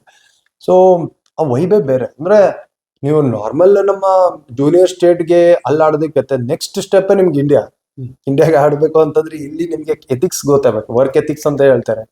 ಅಥವಾ ಹಿಂಗೆ ಅವರ ಆಸ್ ಎನ್ ಇಂಡಿವಿಜುವಲ್ ಅವರ ಬ್ರ್ಯಾಂಡ್ ನ ಹೆಂಗ್ ಕ್ಯಾರಿ ಮಾಡ್ತಾರೆ. ಸೊ ಎಲ್ಲ ಹತ್ರಿಂದ ನೋಡಕ್ ಸಿಕ್ತು ನನ್ಗೆ. ಅಥವಾ ರಂಜಿ ಟ್ರೋಫಿಯಲ್ಲಿ ಸಕ್ಸಸ್ ಪಡಿಬೇಕು ಅಂತಂದ್ರೆ ಯಾವ ತರ ಪ್ರಿಪೇರ್ ಆಗ್ಬೇಕು, ನಿಮ್ಮ ಮೈಂಡ್ ಸೆಟ್ ಹೆಂಗಿರ್ಬೇಕು, ನೀವ್ ಹೆಂಗೆ ಪಾಸಿಟಿವ್ ಆಗಿರ್ಬೇಕು. ಸೊ ಇವೆಲ್ಲ ಅಲ್ಲಿ ಹೋದ್ಮೇಲೆ ನನ್ ಕಲಿಯಕ್ ಸಿಕ್ಕಿದ್ದು. ರಂಜಿ ಟ್ರಾಫಿ ಟೀಮ್ ಹೋಗೋದು ಒಂದೇ ಅಲ್ಲ, ಅಲ್ಲಿ ಹೋದ್ಮೇಲೆ ಅಲ್ಲಿ ಹೆಂಗಿರ್ಬೇಕು ಅನ್ನೋದನ್ನೇ ಬಹಳ ಮುಖ್ಯ ಆಗುತ್ತೆ. ಅದು ನಾನು ಆಕ್ಚುಲಿ ನೋಡಕ್ ಸಿಕ್ಕಿದ್ದು. ಈಗ ಒಬ್ಬ ಆಟಗಾರನಿಗೆ ಪ್ಲೇಯರ್ಗೆ ಅಪಾರ್ಚುನಿಟಿ ಎಟ್ ರೈಟ್ ಟೈಮ್ ರೀ ಸಿಗೋದು ಎಷ್ಟು ಇಂಪಾರ್ಟೆಂಟ್? ಬಹಳ ಇಂಪಾರ್ಟೆಂಟ್ ನೋಡ್ರಿ. ಅಂದ್ರೆ ಪೀಕ್ ಅಲ್ಲಿ ಇರ್ಬೇಕಾದ್ರೆ ಅವಕಾಶ ಕೊಟ್ರು ಅಂತಂದ್ರೆ ಎಲ್ಲೋ ಹೋಗ್ಬಿಡ್ತಾರೆ ಪ್ಲೇಯರ್ಸ್. ಬಟ್ ಏನು ಅಂದ್ರೆ ಟೀಮಲ್ಲಿ ಜಾಗ ಇರ್ಬೇಕು, ಅದು ಬಹಳ ಇಂಪಾರ್ಟೆಂಟ್. ಆ ಪ್ಲೇಯರ್ಗೆ ಅವ್ನ ಆಡ್ತಾ ಇರ್ಬೇಕಾದ್ರೆ ಅವ್ನಿಗೆ ಅವಕಾಶ ಸಿಗ್ತಾ ಇದೆ ಅಂತಂದ್ರೆ ಆ ಜಾಗ ಇರ್ಬೇಕು, ಅವಾಗ ಮಾತ್ರ ಅವಕಾಶ ಸಿಗುತ್ತೆ ನಿಮ್ಗೆ. ಬಟ್ ಅದು ಬಹಳ ಮುಖ್ಯ ಆಗುತ್ತೆ. ಒಂದು ಏನು ಅಂದ್ರೆ ಕ್ರಿಕೆಟ್ ಅಲ್ಲಿ ಪೇಷನ್ಸ್ ಇರ್ಲೇಬೇಕು. ಒಬ್ರಿಗೆ ಲೇಟ್ ಆಗಿ ಬರುತ್ತೆ, ಒಬ್ರಿಗೆ ಬೇಗ ಬರುತ್ತೆ. ಬಟ್ ಅಟ್ ಲೀಸ್ಟ್ ವರ್ಕ್ ಮಾಡ್ತಾನೆ ಇದ್ರೆ ಎಲ್ಲೋ ಒಂದ್ ಕಡೆ ನಿಮ್ಗೆ ಅದು ಒಂದು ಅಪಾರ್ಚುನಿಟಿ ಸಿಕ್ಕೇ ಸಿಗುತ್ತೆ. ಸೊ ಅದೇ ಹೇಳೋದು, ಕ್ರಿಕೆಟ್ ಅಲ್ಲಿ ಅದು ಬಹಳ ಮುಖ್ಯ ಆಗುತ್ತೆ. ಈಗೀಗ ಇಂಡಿಯಾ ಟೀಮ್ ಒಳಗ್ರಿ ಡೊಮೆಸ್ಟಿಕ್ ಪರ್ಫಾರ್ಮೆನ್ಸ್ ಮೇಲೆ ಸೆಲೆಕ್ಟ್ ಮಾಡೋದು ಕಡಿಮೆ ಆಗೈತೆ ಅಂತ ನಮ್ಗೆ ಅನ್ಸೈತಿ. ಅದಕ್ಕೆ ನೀವೇನಂತೀರಂತೀರಿ? ಇಲ್ಲ, ಖಂಡಿತ ಅದು ಒಪ್ಬೇಕಾಗಿರೋಂಥ. ಎಲ್ಲಾನು IPL ಮೇಲೆ ಡಿಪೆಂಡ್ ಇರಲ್ಲ. ಅಂದ್ರೆ IPL ಹೌದು ಒಂದು ಸ್ಟೆಪ್ಪಿಂಗ್ ಸ್ಟೋನ್ ಅಷ್ಟೇನೆ. ಅಥವಾ ಒಂದು ಕ್ರಿಕೆಟರ್ಗೆ ಇಂಡಿಯಾ ಆಡೋದಕ್ಕೆ ಅಥವಾ ಇಂಟರ್ನ್ಯಾಷನಲ್ ಸರ್ಕ್ಯೂಟ್ ಅಲ್ಲಿ ನೀವು ಸಕ್ಸಸ್ ಪಡಿಬೇಕು ಅಂದ್ರೆ ಏನ್ ಮಾಡ್ಬೇಕು ಅನ್ನೋ ಒಂದು IPL ಹೇಳ್ತಾರೆ. ಸಮಥಿಂಗ್ ಎಕ್ಸ್ಟ್ರಾರ್ಡಿನರಿ ಇದ್ರೆ ಸ್ಟ್ರೇಟ್ ಅವೇ ಪಿಕ್ ಮಾಡ್ತಾರೆ, ನೋ ಡೌಟ್. ಅದು ಒಂದು T20 ಫಾರ್ಮೆಟ್ ಪಿಕ್ ಮಾಡ್ತೀರಾ ಅಂದ್ರೆ ಎಸ್, ಗೋ ಹೆಡ್ ಅಂತ ಹೇಳ್ಬೋದು. ಬಟ್ ಅಲ್ಲಿಂದ ನೀವು ಟೆಸ್ಟ್ ಆಡಿಸ್ತೀನಿ, ODIನ ಆಡಿಸ್ತೀನಿ ಮತ್ತೆ ಎಲ್ಲಿಗೆ ಹೋಗ್ತಾ ಇದೆ ರಂಜಿ ಟ್ರಾಫಿ ಕಾನ್ಸೆಪ್ಟ್ ಅನ್ನೋದು. ರಂಜಿ ಟ್ರಾಫಿ ಅದು ಡಿಫ್ರೆಂಟ್ ಬಾಲ್ ಗೇಮ್ ಟುಗೆದರ್. ಆ ಪ್ರೆಷರ್ ಬೇರೆ. ನೀವು ಬಿಗ್ ಟೀಮ್ಸ್ ಆಡ್ತಾ ಇರೋ ಮುಂದೆ ಶಾರ್ಟ್ ಲೆಗ್ ಸ್ಲಿಪ್ ಮಾಡಿ ನಿಂತಾಗ ನಿಮ್ಮ ಕ್ಯಾರೆಕ್ಟರ್ ಆಲ್ 4 days ಡಿಫ್ರೆಂಟ್ ಆಗಿರುತ್ತೆ. ಇದು ಕಂಡೀಷನ್ಸ್ ಎಲ್ಲ 4 ದಿನಾನು ನಿಮ್ಗೆ ಡಿಫ್ರೆಂಟ್ ಪ್ಲಾನಿಂಗ್ ಇರುತ್ತೆ. ಎಲ್ಲ 4 ದಿನಾನು ಡಿಫ್ರೆಂಟ್ ಪ್ಲಾನ್ ಇಟ್ಕೊಂಡ್ ಬರ್ತಾರೆ ಅಪೋನೆಂಟ್ಸ್. ಅದಕ್ಕೆ ನೀವು ರೆಸ್ಪಾಂಡ್ ಮಾಡ್ಬೇಕು. ಸೊ ಅವಾಗ ಡಿಫ್ರೆಂಟ್ ಚಾಲೆಂಜಸ್ ಬರುತ್ತೆ. ಎಲ್ಲೊಬ್ಬ IPL ಆಡ್ದ ಅವ್ನ ತಂದ್ಬಿಟ್ಟು ಟೆಸ್ಟ್ ಆಡಿಸ್ತೀನಿ, ಎಲ್ಲೊಬ್ಬ IPL ಆಡ್ದ ಅವ್ನ ತಂದ್ಬಿಟ್ಟು ODI ಆಡಿಸ್ತೀನಿ. 3 ಫಾರ್ಮೆಟ್ ಖಂಡಿತ ನಾನು ಅದಕ್ಕೆ ಒಪ್ಪದೇ ಇರೋವಂಥದ್ದು. ನಿಮ್ ರಂಜಿ ಟ್ರಾಫಿ ಪ್ರಯಾರಿಟಿ. ರಂಜಿ ಟ್ರಾಫಿಯಿಂದ ನೀವು ODI ಆಡಿಸಿ ಅವ್ನಿಗೆ, ನೋ ಪ್ರಾಬ್ಲಮ್. ಬಟ್ ಅಲ್ಲಿಂದ ಬಂದು ಟೆಸ್ಟ್ ರೆಡ್ ಬಾಲ್ ಆಡಿಸ್ತೀನಿ ಅಂತಂದ್ರೆ ಆ ರೆಡ್ ಬಾಲ್ ಅನ್ನೋದೇ, ಆ ರೆಡ್ ಬಾಲ್ ಇದ್ದಾಗ ಬಹಳ ಕಷ್ಟ ಸಸ್ಟೈನ್ ಆಗೋದು. ಸಮಥಿಂಗ್ ಎಲ್ಲೋ ಒಂದ್ ಕಡೆ ಅದಕ್ಕೆ ಕಡಿವಾಣ ಹಾಕ್ಬೇಕು ಅಂತ ನನ್ಗೂ ಅನ್ಸುತ್ತೆ. ನಾನು ಅದನ್ನ ನಾವು ಅದೇ ಬಯಸ್ಲಾಕೈತೆ. ಅಂದ್ರೆ ಡೊಮೆಸ್ಟಿಕ್ ಆಡಿ ಇಷ್ಟೆಲ್ಲ ಪರ್ಫಾರ್ಮೆನ್ಸ್ ಮಾಡ್ತಿರ್ತಾರ, ಎಲ್ಲೋ ಒಂದು ಅದು IPL ನಾಗ ಆಡಿ ಬರೋರ್ನೆಲ್ಲ ನೀವೆಲ್ಲ 3 ಫಾರ್ಮೆಟ್ ತಗೊಳ್ಳೋದು ಸರಿ ಕಾಣಂಗಿಲ್ಲ ಅಂತೇಳಿ. ಇಲ್ಲ, ಇವಾಗ ಅಂದ್ರೆ ರಾಂಗ್ ಸಿಗ್ನಲ್ ಕೊಡ್ತಾ ಇದ್ರಿ. ಆಸ್ ಎನ್ ಯಂಗ್ಸ್ಟರ್ಸ್ ಆಡ್ತಾ ಇತ್ತು ಅಂತಂದ್ರೆ ಏನ್ ಸಿಗ್ನಲ್ ಹೋಗ್ತಾ ಇದೆ ಅನ್ನೋದು ಇದು ಆಗ್ಬಿಡುತ್ತೆ. ಇವಾಗ ರೀಸೆಂಟ್ ಆಗಿ ಬಂದಿರೋಂತ ನೀವು ನೋಡಿ ಬಹಳ ಕಮ್ಮಿ. ಇವಾಗ ಆಕ್ಚುಲಿ ನೋಡ್ಬೇಕಂದ್ರ ಒಬ್ಬರು ಹೆಸರು ತೊಗೊಳಕ್ ಇಷ್ಟಪಡಲ್ಲ. ಬಟ್ ಅಟ್ ಲೀಸ್ಟ್ ಎಲ್ಲೋ ಒಂದ್ ಕಡೆ ಇದಕ್ಕೆ ಇವಾಗ ಸಿಲೆಕ್ಟರ್ಸ್ ಕೂಡ ಬಹಳ ಸ್ಟ್ರಿಕ್ಟ್ ಆಗಿ ಅದನ್ನ ತಗೊಂಡಿದ್ದಾರೆ. ಎಲ್ಲ ಸೀನಿಯರ್ಸ್ ಕೂಡ ರಂಜಿ ಟ್ರಾಫಿ ಆಡ್ಬೇಕು ಅನ್ನೋದೊಂದು ಕಾನ್ಸೆಪ್ಟ್ ಬಂದಿದೆ. ಅದು ಬರ್ಬೇಕಾಗಿರೋಂಥದ್ದಲ್ಲ, ಸ್ವತಕ್ಕೆ ಬರ್ಬೇಕಾಗಿರೋಂಥದ್ದು. ಅಂದ್ರೆ ಗ್ಯಾಪ್ ಇದೆ ಅಂದಾಗ ರಂಜಿ ಟ್ರಾಫಿ ಆಡೋದಕ್ಕೆ ಏನ್ ತಪ್ಪಿಲ್ಲ. ಸಚಿನ್ ತೆಂಡೂಲ್ಕರ್ ಆಡಿದ್ರು, ವಿರಾಟ್ ಕೊಹ್ಲಿ ಆಡಿದ್ರು. ಇವಾಗ ಆಡಿದ್ರು ವಿರಾಟ್ ಕೊಹ್ಲಿ, ಹೌದು. ಬಟ್ ಯಾರೋ ಇನ್ಸಿಸ್ಟ್ ಮಾಡಿ ಇವ್ರು ಆಡ್ಬೇಕು ಅನ್ನೋದು ನನ್ನ ಪ್ರಕಾರ ತಪ್ಪಿದೆ. But at least selection criteria, ಇವಾಗ ನಾವು ಎಕ್ಸಾಂಪಲ್ ನಾನು ಕೊಡ್ತೀನಿ. ಯಶಸ್ವಿ ಜೈಸ್ವಾಲ್ ಯಾಕೆ ಆಸ್ಟ್ರೇಲಿಯಲ್ಲಿ ಸಕ್ಸಸ್ ಪಡೆದ್ರು ಅಂತಂದ್ರೆ ಎಂತ ರನ್ಸ್ ಮಾಡಿದ್ದಾರೆ ಡೊಮೆಸ್ಟಿಕ್ ಅಲ್ಲಿ. 100s ಇದೆ, ದುಲೀಪ್ ಟ್ರಾಫಿ 100s ಇದೆ. ಸೊ ಅದಕ್ಕೆ ಈಸಿ ಆಯ್ತು ಅವ್ರಿಗೆ ಟೆಸ್ಟ್ ಆಡೋದಕ್ಕೆ. ಸೊ ಅಲ್ಲಿ ಹಂಗಿದ್ದಾಗ ಆ ಪ್ರೊಸೆಸ್ ಏನಿದೆಯಲ್ಲ, ಆ ಪ್ರೊಸೆಸ್ ಹೆಲ್ಪ್ ಆಗೋದು ಯಂಗ್ಸ್ಟರ್ಗೆ ಒಂದು ಫಾರ್ಮ್ಯಾಟ್ ಅಲ್ಲಿ ಸಕ್ಸಸ್ ಪಡೆಯೋದಕ್ಕೆ. ನೀವು ಕ್ರಿಕೆಟ್ ಆಡೋದು ಬಿಡ್ತೀರಿ, ಮತ್ ನೀವು ಹೊಸ ಅಧ್ಯಾಯ ಸ್ಟಾರ್ಟ್ ಮಾಡ್ತೀರಿ, ಕಾಮೆಂಟ್ರಿ ಮಾಡೋದು. ಅಂದ್ರೆ ಕಾಮೆಂಟ್ರಿ ಈಗ ಇರೋದಕ್ಕ ಸ್ಟಾರ್ಟಿಂಗ್ ನೀವು ಕಾಮೆಂಟ್ರಿ ಮಾಡಕ್ ಸ್ಟಾರ್ಟ್ ಮಾಡಿದಾಗ ಅದ್ ಹೆಂಗಿತ್ತಂತೆ, ಒಂಥರ ಏನ್ ಭಯ? ಇಲ್ಲ, ಆಕ್ಚುಲಿ ನಾನು ಅಲ್ಲಿ ಹೋಗಿ ಕಾಮೆಂಟ್ರಿ ಮಾಡಕ್ ಶುರು ಮಾಡಿದ್ಮೇಲೆ ಗೊತ್ತಾಗಿದ್ದು ಕಾಮೆಂಟ್ರಿನು ಇಷ್ಟು ಆ ಒಂದು ಕಾಮೆಂಟ್ರಿ ಅನ್ನೋದು ಪ್ರೊಫೆಷನ್ ಕ್ರಿಕೆಟ್ಗೆ ಅದಕ್ಕೆ ಬಹಳ ವ್ಯತ್ಯಾಸ ಇದೆ. ಅಂದ್ರೆ ನೀವು ಕಾಮೆಂಟ್ರಿ ಒಳಗೆ ನೀವ್ ಹೆಂಗ್ ಬುಕ್ ಇಟ್ಕೊಂಡ್ ಪ್ರಿಪೇರ್ ಆಗಿ ಬಂದಿರಲ್ಲ, ನಮ್ಗೆ ಏನ್ ಕೇಳ್ಬೇಕು ಅಂತ, ಆ ತರ ನಾವು ಪ್ರಿಪೇರ್ ಆಗಿ ಹೋಗ್ತೀವಿ ಕಾಮೆಂಟ್ರಿ ಮಾಡೋದು. ಇವತ್ ಏನ್ ಆಗ್ಬೋದು, ಇವತ್ ಯಾವ ಸಬ್ಜೆಕ್ಟ್ ಮೇಲೆ ನಾವು ಮಾತಾಡ್ಬೇಕು. ನೀವು ಸಬ್ಜೆಕ್ಟೇ ಬರ್ಕೊಂಡ್ ಬಂದಿದ್ರ, ಸೇಮ್ ನಮ್ದು ಹಂಗೆ ಇರುತ್ತೆ. ನಾವು 10 ಬರ್ಕೊಂಡು ಹೋಗ್ತೀವಿ, ಅದ್ರಲ್ಲಿ 2 ಪಿಕ್ ಮಾಡ್ಬೋದು ಅಷ್ಟೇ ಸಬ್ಜೆಕ್ಟ್. ಸೊ ನಾವು ಏನ್ ಪಿಕ್ ಮಾಡಿರ್ತೀವಿ 10ರಲ್ಲಿ, ಇವತ್ತು ಅದು ಸೂಕ್ತನ ಅನ್ನೋದು ನಾವು ಯೋಚನೆ ಮಾಡಿ ಅದನ್ನ ಸಬ್ಜೆಕ್ಟ್ ಪಿಕ್ ಮಾಡ್ಬೇಕು. ಸೊ ಹಂಗಿರುತ್ತೆ. ಜನ ನಮ್ ಕಾಮೆಂಟ್ರಿ ಕೇಳಿಸ್ಕೊಳಕ್ ಕೂತಿರ್ತಾರೆ. ನಾವೇನ್ ಮಾತಾಡ್ತೀವಿ ಅಂತ ಜನಕ್ಕೆ ಗೊತ್ತಿಲ್ದೇ ಇರೋದು ಏನೋ ಇರುತ್ತೆ ಅಂತ ಕೇಳಿಸ್ಕೊಳಕ್ ಕೂತ ಅವ್ರನ್ನ ಡಿಸಪಾಯಿಂಟ್ ಮಾಡ್ಬಾರ್ದು ನಾವು. ಸೊ ಹಂಗಿದ್ದಾಗ ಇದು ಕಾಮೆಂಟ್ರಿ ಒಂದೊಂದ್ಸರಿ ಹೌದು ಇವೆಂಟ್ ಗಳಾಗ್ತಾರೆ, 4-6 ವಿಕೆಟ್ ಅಂದ್ರೆ ಇವೆಂಟ್ ಅಂತ ಕರಿತೀವಿ, ಅವಾಗ ಇರಲ್ಲ. ಬಟ್ ಯಾವಾಗ ಗೇಮ್ ಬಹಳ ಡೆಲ್ ಆಗಿರುತ್ತೆ, ಎಸ್ಪೆಷಲಿ ಮಿಡ್ಲ್ ಓವರ್ಸ್ ಅಲ್ಲಿ ಅಂತ ಏನು ಇವೆಂಟ್ ನಡೀತಾ ಇರಲ್ಲ, ಅವಾಗ ಸಬ್ಜೆಕ್ಟ್ ಮಾತಾಡ್ಬೇಕು. ಹಿಂದೆ ಏನ್ ನಡೆದಿತ್ತು ಅಥವಾ ಈ ತರ ಆದ್ರೆ ಸಿಚುವೇಶನ್ ಹೆಂಗಿರುತ್ತೆ. ಸೊ ಸಮಥಿಂಗ್ ಡಿಫ್ರೆಂಟ್ ಆಗಿ ಕೊಡ್ತಾ ಇರ್ಬೇಕು. ಕ್ರಿಕೆಟ್ ನಾಲೆಜ್ ಕೊಡ್ಬೇಕು. ನಾಲೆಜ್ ಕೊಡಿಲ್ದಿರ ನೀವ್ ಹೆಂಗ್ ಎಕ್ಸ್ಪ್ರೆಸ್ ಮಾಡ್ತೀರಾ ಅರ್ಥ ಆಗೋ ತರ, ಅದು ಬಹಳ ಮುಖ್ಯ ಆಗುತ್ತೆ. ಸೊ ಈ ಕಾಮೆಂಟ್ರಿ ಅನ್ನೋದು ಎಷ್ಟೋ ಜನಕ್ಕೆ ಐಡಿಯಾ ಇರುತ್ತೆ ಕ್ರಿಕೆಟಿಂಗ್ ವೈಸ್, ಬಟ್ ಎಕ್ಸ್ಪ್ರೆಸ್ ಮಾಡಕ್ ಬರ್ತೀರ. ಸೊ ಇದು ನಮ್ಗೆ ಏನ್ ಗೊತ್ತಿಲ್ಲ, ದೇವ್ರು ಕೊಟ್ಟಿರೋಂತ ವರ. ಲ್ಯಾಂಗ್ವೇಜ್ ಇರ್ಬೇಕು. ಹೌದೌದು, ಫಸ್ಟ್ ಅದೇ. ಕನ್ನಡ ಅನ್ನೋದು ಆ ಲ್ಯಾಂಗ್ವೇಜೇ ಬಹಳ ಖುಷಿ ಮಾತಾಡೋದಕ್ಕೆ. ಒಂಥರ ನಾವು ಸ್ವಲ್ಪ ಹುಬ್ಳಿ ಭಾಷೆನೂ ಮಾತಾಡ್ತೀವಿ, ಬೆಂಗಳೂರು ಮಾತಾಡ್ತೀವಿ, ಬಟ್ ಕನ್ನಡ ಅಂತ ಬಂದಾಗ ಆ ಒಗ್ಗಟ್ಟು ಬೇರೆ, ಆ ಒಂದು ಯೂನಿಟಿನೇ ಬೇರೆ ಕನ್ನಡ. ಅದೇ ಬಹಳ ಖುಷಿಯಿಂದ ಹೇಳ್ಕೊತೀವಿ ನಾವು. ನಮ್ದು ಹೆಂಗಿದೆ ಅಂದ್ರೆ ಕನ್ನಡ ಕಾಮೆಂಟ್ರಿ ಟೀಮು, ನಾವು ಬ್ರೇಕ್ಫಾಸ್ಟ್ ಜೊತೆಗೆ ಹೋಗ್ತೀವಿ. ಬ್ರೇಕ್ಫಾಸ್ಟ್ ಆಯ್ತು ಅಂದ್ರೆ ಜಿಮ್ಗೆ ಹೋಗ್ಬೇಕು ಅಂದ್ರೆ ಇಬ್ಬರಿಗೆ ಇಂಟ್ರೆಸ್ಟ್ ಇಲ್ಲ ಅಂದ್ರೆ ಅಟ್ಲೀಸ್ಟ್ ಒಂದು ಟೈಮಿಂಗ್ ಇದೆ. ಅಂದ್ರೆ ಅಲ್ಲೂ ಟೀಮ್ ವರ್ಕ್ ಇದೆ, ಬರೀ ಆಡ್ಬೇಕಾದ್ರೆ ಅಷ್ಟೇ ಟೀಮ್ ವರ್ಕ್ ಇಲ್ಲ, ಕನ್ನಡ ಕಾಮೆಂಟ್ರಿಲೂ ಟೀಮ್ ವರ್ಕ್ ಇದೆ. ಅಥವಾ ಪ್ರಿಪರೇಷನ್ ಬಂದು ನಮ್ ಕಾಮೆಂಟ್ರಿ ತಪ್ಪಾಯ್ತು ಅಂದ್ರೆ ಯೂಶಲಿ ನನ್ಕಿಂತ ಸೀನಿಯರ್ ಸುಮಾರು ಜನ ಇದ್ದಾರೆ, ಅವ್ರನ್ನ ಕೇಳ್ತಾನೆ ಇರ್ತೀನಿ, ಏನಾಯ್ತು ಸರ್ ಕಾಮೆಂಟ್ರಿ ಈ ತರ ಮಾಡ್ಬೋದಿತ್ತು. ನಮ್ಮ ಪ್ರೊಡಕ್ಷನ್ ಟೀಮ್ ಇದೆ, ನಮ್ಮ ಡೈರೆಕ್ಟರ್ಸ್ ಇರ್ತಾರೆ, ಅವ್ರ ಹತ್ರ ಕಮ್ಯುನಿಕೇಟ್ ಮಾಡ್ತೀವಿ, ಅವ್ರ ಕಡೆಯಿಂದ ನಮ್ಗೆ ಇನ್ಪುಟ್ಸ್ ಬರುತ್ತೆ. ಸೊ ಇದು ಓವರ್ ಆಲ್ ಹೆಂಗ್ ನಡೆದಿದೆ, ನಮ್ ಅಲ್ಲಿ ಜಾಯ್ನ್ ಆದ್ಮೇಲೆ ನಮ್ಮ ಕನ್ನಡ ಕಾಮೆಂಟ್ರಿ ಟೀಮು ಒಂಥರ ನಾವು ಟೀಮ್ ಇದ್ದಂಗಿದೀವಿ, ಒಂದು ಫ್ಯಾಮಿಲಿ ಇದ್ದಂಗಿದೀವಿ. ಅದಕ್ಕೆ ನಮ್ಗೆ ಆ ಎಕ್ಸ್ಪ್ರೆಸ್ ಮಾಡೋದಕ್ಕೂ ಈಸಿ ಆಗ್ತದೆ ಕಾಮೆಂಟ್ರಿ. ಅದೇ ನೀವು ಕಾಮೆಂಟ್ರಿ ಮಾಡೋ ಶುರು ಮಾಡೋಣ, ನಿಮಗೆ Vijaya Bharadwaj sir, Srinivasa Murthy sir, B Akhil, Bharat ಚಿಪ್ಲಿಯವರೆಲ್ಲ ಕ್ಲೋಸ್ ಆಗಿ ಬರೀಲಾಗ ನೀವು ಅಂದ್ರ ನಾರ್ಮಲ್ ಆಗಿ ಅವಾಗ ಸಿಕ್ಕಾಗ ಮಾತಾಡೋರು, ನೀವು ನಾರ್ಮಲ್ ಆಗಿ ಒಟ್ಟರು ಕೂಡಿ ಇದು ಮಾಡಿದ್ರಿ. ಅಂದ್ರ ಅಲ್ಲಿಂದ ಇಲ್ಲಿ ತಕ್ಕ ಒಂದು ಎಕ್ಸ್ಪೀರಿಯನ್ಸ್ ಹೆಂಗ್ ಬಾಂಡಿಂಗ್ ಹೆಂಗ್ ಇದು ಆಗತ್ತೆ? ಇಲ್ಲ, ವಿಜಯ್ ಭಾರದ್ವಾಜ್, ಶ್ರೀನಿವಾಸ್ ಮೂರ್ತಿ ಇವರೆಲ್ಲ ಬಹಳ ಸೀನಿಯರ್ಸ್ ಅಂತ. ಇನ್ಫ್ಯಾಕ್ಟ್ ವಿಜಯ್ ಭಾರದ್ವಾಜ್ ಅವರೇ ಫಸ್ಟ್ ಕನ್ನಡ ಕಾಮೆಂಟ್ರಿ ಶುರು ಮಾಡಿದ್ 2015 ವರ್ಲ್ಡ್ ಕಪ್ ಆಸ್ಟ್ರೇಲಿಯಾ ಅಲ್ಲೇನ್ ಆಡ್ತಾರ ಅಲ್ಲಿಂದ. ಸೊ ಒಂಥರ ಎವ್ರಿ ಟೈಮ್ ನಂಗೆ ಏನಾರ ಆಯ್ತು ಅಂದ್ರೆ ನಾನು ಅವ್ರ ಹತ್ರನೇ ಕೇಳ್ತಾ ಇದ್ದೆ ಕಾಮೆಂಟ್ರಿ ಬಗ್ಗೆ. ಆಕ್ಚುಲಿ ಅಖಿಲ್, ಭರತ್ ಚಿಪ್ಲಿ ಅವ್ರ ಜೊತೆಗೆ ಆಡಿದ್ದೀನಿ ನಾನು. ಅಖಿಲ್ ಅಂತ್ರುನು ಅಲ್ಲ, ಅಖಿಲ್ ಅಂತೂ ಹೆಂಗಂದ್ರೆ ದೊಡ್ಡಣ್ಣ ಐತೆ, ದೋಸ್ತ್ಗಿಂತ ಬ್ರದರ್ ಅಂದ್ರೆ ಅವ್ರ ಜೊತೆ ಆಡ್ಕೊಂಡ್ ಬಂದೆ, ಅವ್ರ ಜೊತೆನೆ ಏನೇ ಇದ್ರು. ಸೊ ಕಾಮೆಂಟ್ರಿ ಅವ್ರ ಜೊತೆ ಹೋಗ್ತಾ ಇದ್ದಾಗ ಅಖಿಲ್ ಅವ್ರಿಗೆ ಕೇಳಿದೆ, ಅಖಿಲ್ ಹೆಂಗಿರುತ್ತೆ ಕಾಮೆಂಟ್ರಿ, ಒಂದ್ ಹಿಂಟ್ ಕೊಟ್ರು, ಹಿಂಗಿರುತ್ತೆ, ಹಿಂಗ್ ಮಾಡ್ಬೇಕು ಅಂತ. ಬಟ್ ಒಂದ್ಸರಿ ನಾನು ಕಾಮೆಂಟ್ರಿ ಬಾಕ್ಸ್ ಅಲ್ಲಿ ಹೋದ ತಕ್ಷಣ ಹೇಳಿದ್ರು, ನಿಂಗೆ ಏನೇ ಇದ್ರು ವಿಜಯ್ ಭಾರದ್ವಾಜ್ ಹತ್ರ ನಿನ್ ಮಾತಾಡು ಅಂದ್ರ. ಅವರು ಅಂದ್ರ ಇನ್ಫ್ಯಾಕ್ಟ್ ಅವರು ಅವ್ರ ಹತ್ರನೇ ಕಲ್ತಿರೋದು. ಅಖಿಲ್ ಅವರು 2018 ಸೊ ಅಂದ್ರೆ ಎಲ್ಲಾರ್ಗು ಗೈಡ್ ಮಾಡೋದಾಗ್ಲಿ ಅಥವಾ ಏನ್ ತಪ್ಪು ಏನ್ ಸರಿ ಅಂತ ಹೇಳೋದಾಗ್ಲಿ, ಸೊ ಎವ್ರಿ ಟೈಮ್ ಆ ವ್ಯಕ್ತಿ ಗೊತ್ತಿದೆ. ಸೊ ಹಂಗಿದ್ದಾಗ ಎವ್ರಿ ಟೈಮ್ ಅವ್ರ ಜೊತೆ ಇಂಟ್ರಾಕ್ಟ್ ಮಾಡಿದಾಗ ಹೇಳ್ತಾರೆ ನಮ್ಗೆ ಒಂದ್ ಸ್ವಲ್ಪ ಕಾಮೆಂಟ್ರಿ ಮಾಡ್ಬೇಕಾದ್ರೆ ಏನಪ್ಪ ಹಿಂಗ್ ಡಾಮಿನೇಟ್ ಮಾಡ್ತಾರೆ, ಬಟ್ ಹಂಗಿಲ್ಲ, ಏನ್ ತಪ್ಪು ಅನ್ನೋದು ಹೇಳ್ತಾರಲ್ಲ, ಅವ್ರು ಹೇಳೋಂತ ರೀತಿ ಹಂಗಿದೆ ಅಷ್ಟೇನೆ, ನಾವು ಅರ್ಥ ಮಾಡ್ಕೋಬೇಕಲ್ಲ. ನಮ್ ಒಳ್ಳೇದೇ ಕೇಳ್ತಾರ ಅಂದ್ರೆ ನಾವ್ ಹೆಂಗ್ ರಿಸೀವ್ ಮಾಡ್ತೀವಿ ಅದು ಇಂಪಾರ್ಟೆಂಟ್.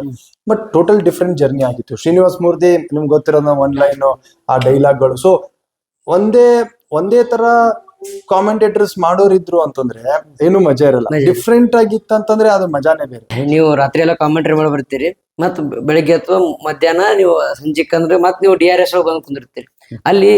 ಇಲ್ಲಿ ಕಾಮೆಂಟ್ರಿ ಮಾಡ್ಬೇಕಾಗೈತಿ, DRS ಅನಾಲಿಸಿಸ್ ಮಾಡ್ಬೇಕಾಗೈತಿ. ಅಂದ್ರೆ DRS ಯಾವ ತರ ನೀವು ಪ್ರಿಪೇರ್ ಆಗಿ ಹೋಗ್ತೀರಿ DRS ಯೂಟ್ಯೂಬ್ ಚಾನಲ್?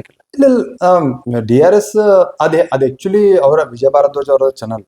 ಅವ್ರು ಹೆಂಗ್ ಶುರು ಮಾಡಿದಾರೆ ಅಂದ್ರೆ, ಈಗ ನೀವು ಹೆಂಗ್ ದೋಸ್ತರು ಮ್ಯಾಚ್ ಆದ್ಮೇಲೆ KCD ಅಂಗಡಿ ಹತ್ರ ಚಾ ಕುಡ್ಕೊಂಡು ಹೆಂಗ್ ಕಟ್ಟಿ ಒಳಗೆ ಮಾತಾಡ್ತಿರಲ್ಲ, ಹಂಗ ಮಾತಾಡ್ಬೇಕು ಅನ್ನೋದೊಂದು ಕಾನ್ಸೆಪ್ಟ್ ಇಟ್ಕೊಂಡು ಶುರು ಮಾಡಿದ್ರು ಅವ್ರು. ಆಕ್ಚುಲಿ ಇವಾಗೂ ಹಂಗೆ ಹೇಳ್ತಾರೆ. ನಾನು ರೀಸೆಂಟ್ ಆಗಿ ಕಾಮೆಂಟ್ರಿ ಮಾಡಕ್ ಶುರು ಮಾಡಿದ್ಮೇಲೆ ನಾನು ಡ್ರೆಸ್ಸಿಂಗ್ ರೂಮ್ ಬರಕ್ ಶುರು ಮಾಡಿದ್ದೆ. ಸೊ ನಮ್ ಡಿಸ್ಕಷನ್ ನೋಡ್ರಿ, ನೀವು ಎಲ್ಲೂ ಬಹಳ ಈ ಕಾಮೆಂಟ್ರಿ ಮಾಡ್ತಾ ಇರ್ಬೇಕು, ಹೆಂಗೆ ಅನಾಲಿಟಿಕಲ್ ಆಗಿ ಹೋಗ್ತೀವಿ, ಹಂಗ್ ಮಾತಾಡಲ್ಲ. ನನಗೇನ್ ಅನ್ಸುತ್ತೆ ನಾನ್ ಮಾತಾಡ್ತೀನಿ, ನಿಂಗೆ ಏನ್ ಅನ್ಸುತ್ತೆ ನೀನ್ ಹೇಳ್ತಾ ಇರ್ತೀಯ, ಅಲ್ಲೂ ಹಂಗೆ ಇರ್ತೀವಿ ನಾವು, ಜಗಳ. ಸೊ 5 ಜನ ಎಕ್ಸ್ಪರ್ಟ್ಸ್ ಕೂತಾಗ ಒಂದೇ ಪರ್ಸ್ಪೆಕ್ಟಿವ್ ಅಲ್ಲಿ ಮಾತಾಡಲ್ಲ. ಅವ್ರದ್ದು ಯೋಚನೆ ಬೇರೆ, ನಂದು ಯೋಚನೆ ಬೇರೆ, ನಂದು ಯೋಚನೆ ಬೇರೆ. ಬಟ್ ಕ್ರಿಕೆಟ್ ಅಲ್ಲಿ ಯಾವ್ದು ಸರಿ ಯಾವ್ದು ತಪ್ಪ ಅನ್ನೋದಿಲ್ಲ, ಪರ್ಸ್ಪೆಕ್ಟಿವ್ ಮೇಲೆ ಹೋಗುತ್ತೆ. ಸೊ ಹಂಗಿದ್ದಾಗ ಒಂಥರ ಎಂಜಾಯ್ ಮಾಡ್ತೀವಿ ನಾವು.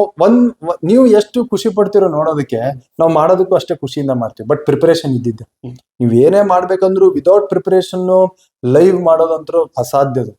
ಅಂದ್ರೆ ಜನಕ್ಕೆ ಗೊತ್ತಾಗ್ಬಿಡುತ್ತೆ, ಜನಕ್ಕಿಂತ ನಿಮಗಿರ್ಬೇಕು. ನಾವ್ ಏನ್ ಮಾಡ್ತೇವೆ ನಮ್ ಪ್ರೊಫೆಷನ್ ಬಗ್ಗೆ ನಮಗೊಂಥರ ಏನಂದ್ರೆ ಆ ಪ್ರಿಪರೇಷನ್ ವೈಸು ಎಥಿಕ್ಸ್ ಅಂತ ಮಾತಾಡ್ತಾರೆ, ಅದಿಲ್ಲ ಅಂತಂದ್ರೆ ಮಾಡಕ್ ಸಾಧ್ಯನೇ ಇಲ್ಲ. ನಿಮ್ಮನ್ ಕೇಳಿಸ್ಕೊಳಕ್ ಜನ ಕೂತಿರ್ತಾರೆ, ಅಟ್ಲೀಸ್ಟ್ ಅವ್ರಿಗೆ ಡಿಸಪಾಯಿಂಟ್ ಮಾಡ್ಬಾರ್ದು.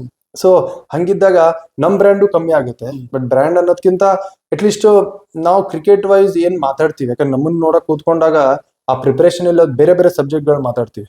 ನಮ್ಗೆ ಗೊತ್ತಿರಲ್ಲ ನಮ್ಗೆ ಶ್ರೀನಿವಾಸ್ ಮೂರ್ತಿ ಅವ್ರು ಏನ್ ಕ್ವಶನ್ ಕೇಳ್ತಾರೆ ಅಂತ. ಬಟ್ ಆ ಟೋಟಲ್ ಗೇಮ್ ಬಗ್ಗೆ ಅಥವಾ ಒಂದ್ ಸಬ್ಜೆಕ್ಟ್ ಬಗ್ಗೆ ಮಾತಾಡೋದು ಓವರ್ ಆಲ್ ನಾವು ಒಂಥರ ಬ್ರಾಡ್ ಆಗಿ ಯೋಚನೆ ಮಾಡಿ ಅದ್ರ ಬಗ್ಗೆ ಹಿಂಗ್ ಬರ್ಬೋದು, ಹಿಂಗ್ ಮಾತಾಡ್ಬೇಕು ಅಂತ ಫಸ್ಟೇ ಪ್ರಿಪೇರ್ ಆಗಿರ್ತೀವಿ. ಆಮೇಲೆ ಒಂದೊಂದ್ಸರಿ ಸ್ಪಾಂಟೇನಿಯಸ್ ಆಗಿ ಬರುತ್ತೆ. ನೀವೇನೇ ಹೇಳ್ತಾ ಇರ್ತೀರಾ, ನಾ ಅದನ್ನ ಅಗೇನ್ಸ್ಟ್ ಆಗಿ ನಾನು ಅಲ್ಲೇ ಇದು ಮಾಡೋದು, ನಾನು ಹೇಳ್ತಾ ಇರ್ಬೇಕು ಅವ್ರಿಗೆ ಅವ್ರದ ವ್ಯೂ ಬೇರೆ ಇರುತ್ತೆ ಅಷ್ಟೇ. ನನ್ಗೆ ಅಥವಾ ನನ್ನ ಹೇಳ್ತಾರ ತಪ್ಪಂತ ಹೇಳ್ತಾರಲ್ಲ ಆ ವ್ಯೂ ಬೇರೆ ಇರುತ್ತೆ ಅಷ್ಟೇ. ಅದು ಸ್ಪಾಂಟೇನಿಯಸ್ ಆಗಿ ಬರುವಂತದ್ದು. ಬಟ್ ಅಟ್ಲೀಸ್ಟ್ ಒಂದ್ ಸಬ್ಜೆಕ್ಟ್ ಮಾತಾಡ್ತಾ ಇರ್ಬೇಕಾದ್ರೆ ಅದಕ್ಕೆ ಪ್ರಿಪರೇಷನ್ ಮಾಡ್ತೀವಿ. ಸಡನ್ ಆಗಿ ಅವ್ರು ಎಕ್ಸ್ಪ್ರೆಸ್ ಮಾಡಿದ್ಮ್ಯಾಗ ಅವೊಂಥರ ಮೀಮ್ ಚೆನ್ನಾಗಿ ಬರ್ತದೆ ಸರ್. ಈಗ ಅದೊಂಥರ ಇನ್ನೊಂದು ಖುಷಿ ಇದೆ ಅಂದ್ರೆ ಇಡೀ ಕನ್ನಡ ಇದ್ರೊಳಗ ಫಸ್ಟ್ ಕ್ರಿಕೆಟ್ ಬಗ್ಗೆ ಒಂದು ಚಾನಲ್ ಬಂದಿತ್ತು. ಹೌದು, ಅದ್ರ ನಿಮ್ಗೆ ಅದ್ರ ಪಾರ್ಟ್ ಆಗಿರುತ್ತೆ, ಹೆಮ್ಮೆನೂ ಇರುತ್ತೆ. ಬಹಳ ಹೆಮ್ಮೆ ಇದೆ. ಇನ್ಫ್ಯಾಕ್ಟ್ ನಾವ್ ಎಲ್ಲೇ ಇವಾಗ ಹೋಗ್ಬೇಕಂದ್ರು ಕ್ರಿಕೆಟ್ ಆಡಿದಾಗ ಜನ ಅಷ್ಟು ಗುರುತಿಸ್ತಿರ್ಲಿಲ್ಲ ನಂಗೆ. ಇವಾಗ ಕಾಮೆಂಟ್ರಿ ಮಾಡಕ್ ಶುರು ಮಾಡಿದ್ಮೇಲೆ DRS ಚಾನಲ್ ಕನ್ಸಿಸ್ಟೆಂಟ್ ಬರೋಕ್ ಶುರು ಮಾಡಿದ್ಮೇಲೆ ಜನ ಬಹಳ ಗುರ್ತಕ್ ಶುರು ಮಾಡಿದ್ದಾರೆ. ಎಲ್ಲೋ ಒಂದ್ ಕಡೆ ಡಿಫ್ರೆಂಟ್ ಐಡೆಂಟಿಟಿ ಸಿಕ್ಕಿದೆ. ಒಂಥರ ಖುಷಿ ಪಡ್ಬೇಕಾಗಿರೋ ಅಂದ್ರೆ ನಮ್ಗೆ ಗೊತ್ತಾಗಲ್ಲ ಎಷ್ಟು ಫ್ಯಾನ್ಸ್ ನೋಡ್ತಾ ಇದಾರೆ, ಎಷ್ಟು ನಮ್ಮನ್ನ ಫಾಲೋ ಮಾಡ್ತಾ ಇದಾರೆ ಅಂತ. ಸೊ ಇದು ಒಂಥರ ಬಹಳ ಖುಷಿ ಕೊಡುತ್ತೆ. ಬಟ್ ಇನ್ ದಿ ಎಂಡ್ ನಮ್ ಜವಾಬ್ದಾರಿನೂ ಜಾಸ್ತಿ ಇದೆ. ಆ ಫ್ಯಾನ್ಸ್ ನ ಡಿಸಪಾಯಿಂಟ್ ಮಾಡಬಾರ್ದು. ಎವ್ರಿ ಟೈಮ್ ದಿನ ಹೋದಾಗ ಕೂಡ ಏನೋ ಸಮಥಿಂಗ್ ಬೇರೆ ತೊಗೊಂಬರ್ಬೇಕು. ನಮ್ ಹೇಳುವಂತ ರೀತಿ, ನಮ್ ಹೇಳುವಂತ ಶೈಲಿ ಕೂಡ ನಾವು ಇಂಪ್ರೂವ್ ಮಾಡ್ಬೇಕು ಅಂತಾನೆ ಇರುತ್ತೆ. ಹೆಂಗ ಒಂದ್ ಡೇ ಎಂಡ್ ಆದಾಗ ನೀವು ಈಗ ಅಭ್ಯಾಸ ಮಾಡಿಲ್ಲ ಅಂದ್ರೆ ನಾಳೆ ಟೆನ್ಷನ್ ಇರುತ್ತೆ, ನಾಳೆ ಎಕ್ಸಾಮ್ ಇಷ್ಟೇ ಓದ್ಬಿಟ್ಟೆ ಅಪ್ಪ ಏನ್ ಮಾಡೋದು ಅಂತ ತಲೆಯಲ್ಲಿ ಓಡ್ತಾ ಇರುತ್ತೆ. ನಮ್ದು ಹಂಗೆ ಇವತ್ತು ನಾವು ಕರೆಕ್ಟ್ ಕಾಮೆಂಟ್ರಿ ಕೊಟ್ಟಿಲ್ಲ ಅಂದ್ರೆ ನಮ್ ತಲೆಯಲ್ಲಿ ಓಡ್ತಾ ಇರುತ್ತೆ, ಇಲ್ಲೆಲ್ಲೋ ಮಿಸ್ಟೇಕ್ ಮಾಡ್ಬಿಟ್ಟೆ ಅಂದ್ರೆ ಆ ಸ್ಯಾಟಿಸ್ಫ್ಯಾಕ್ಷನ್ ಇರಲ್ಲ ನನ್ಗೂ. ಸೊ ಎಲ್ಲಾ ಕಾಮೆಂಟೇಟರ್ಸ್ಗೂ ಇದು ಫೀಲ್ ಆಗುವಂತದ್ದು. ಈಗ ಸರ್ ಅಂದ್ರೆ ಒಂದಿಷ್ಟು ರ್ಯಾಪಿಡ್ ಫೈರ್ ಕ್ವಶನ್ಗಳು ಅಂದ್ರೆ ನಾರ್ಮಲ್ ಆಗಿ ಒಂದ್ ಆನ್ಸರ್ ಹೇಳಿದ್ರಿ. ನೀವು DRS ಯೂಟ್ಯೂಬ್ ಟೀಮ್ ಒಳಗ ಜಾಸ್ತಿ ಕೂಲ್ ಅಂಡ್ ಕಾಮ್ ಆಗ್ಯಾರ ಯಾರು? ಅಖಿಲ್ ಅವ್ರೆ. ಯಾರು ಜಾಸ್ತಿ ಜಲ್ದಿ ಸಿಟ್ಟು ಮಾಡ್ಕೋತಾರ?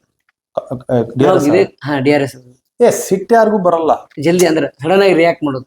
ರಿಯಾಕ್ಟ್ ಎಲ್ಲರೂ ಮಾಡ್ತಾರೆ. ಅಖಿಲ್ ಮಾಡ್ತಾರೆ, ವಿಜಯ್ ಭಾರದ್ವಾಜ್ ಅವ್ರ ನಂದು ನಿಂತಿಂದ ಹೆಂಗಲ್ಲ ಫ್ರೆಂಡ್ಶಿಪ್, ಆತರ ಅವ್ರಿಬ್ರದ್ದು ಫ್ರೆಂಡ್ಶಿಪ್. ಸೊ ನಿಮ್ಗೆ ನೋಡೋರ್ಗೆ ಹಂಗ ಅನ್ಸುತ್ತೆ ಏನ್ ಜಗಳ ಆಡ್ತಾರೆ ಅಂತ. ಬಟ್ ಅವ್ರಿಬ್ರದ್ದು ಫ್ರೆಂಡ್ಶಿಪ್ ಬೇರೆ ಇದೆ, ಅದಕ್ಕೆ ಅಷ್ಟೇ ಕೇವಲ ಆಗಿ ಮಾತಾಡ್ತಾರೆ. ಬಟ್ ಇಬ್ಬರದು ಆ ಕಾನ್ವರ್ಸೇಷನ್ ನಡೀತಾ, ನಾನ್ ಬಹಳ ಚಿಕ್ಕವನ್, ಸೊ ಅವ್ರಿಗೆ ನಾನ್ ರೀಚ್ ಮಾಡಕ್ ಆಗಲ್ಲ. ಸೊ ಅವ್ರಿಬ್ರು ಕಾನ್ವರ್ಸೇಷನ್ ಬೇರೆ ಆಗಿರುತ್ತೆ, ಅದೇನಿದ್ರು ಹೆಲ್ದಿ ಆಗಿರುತ್ತೆ.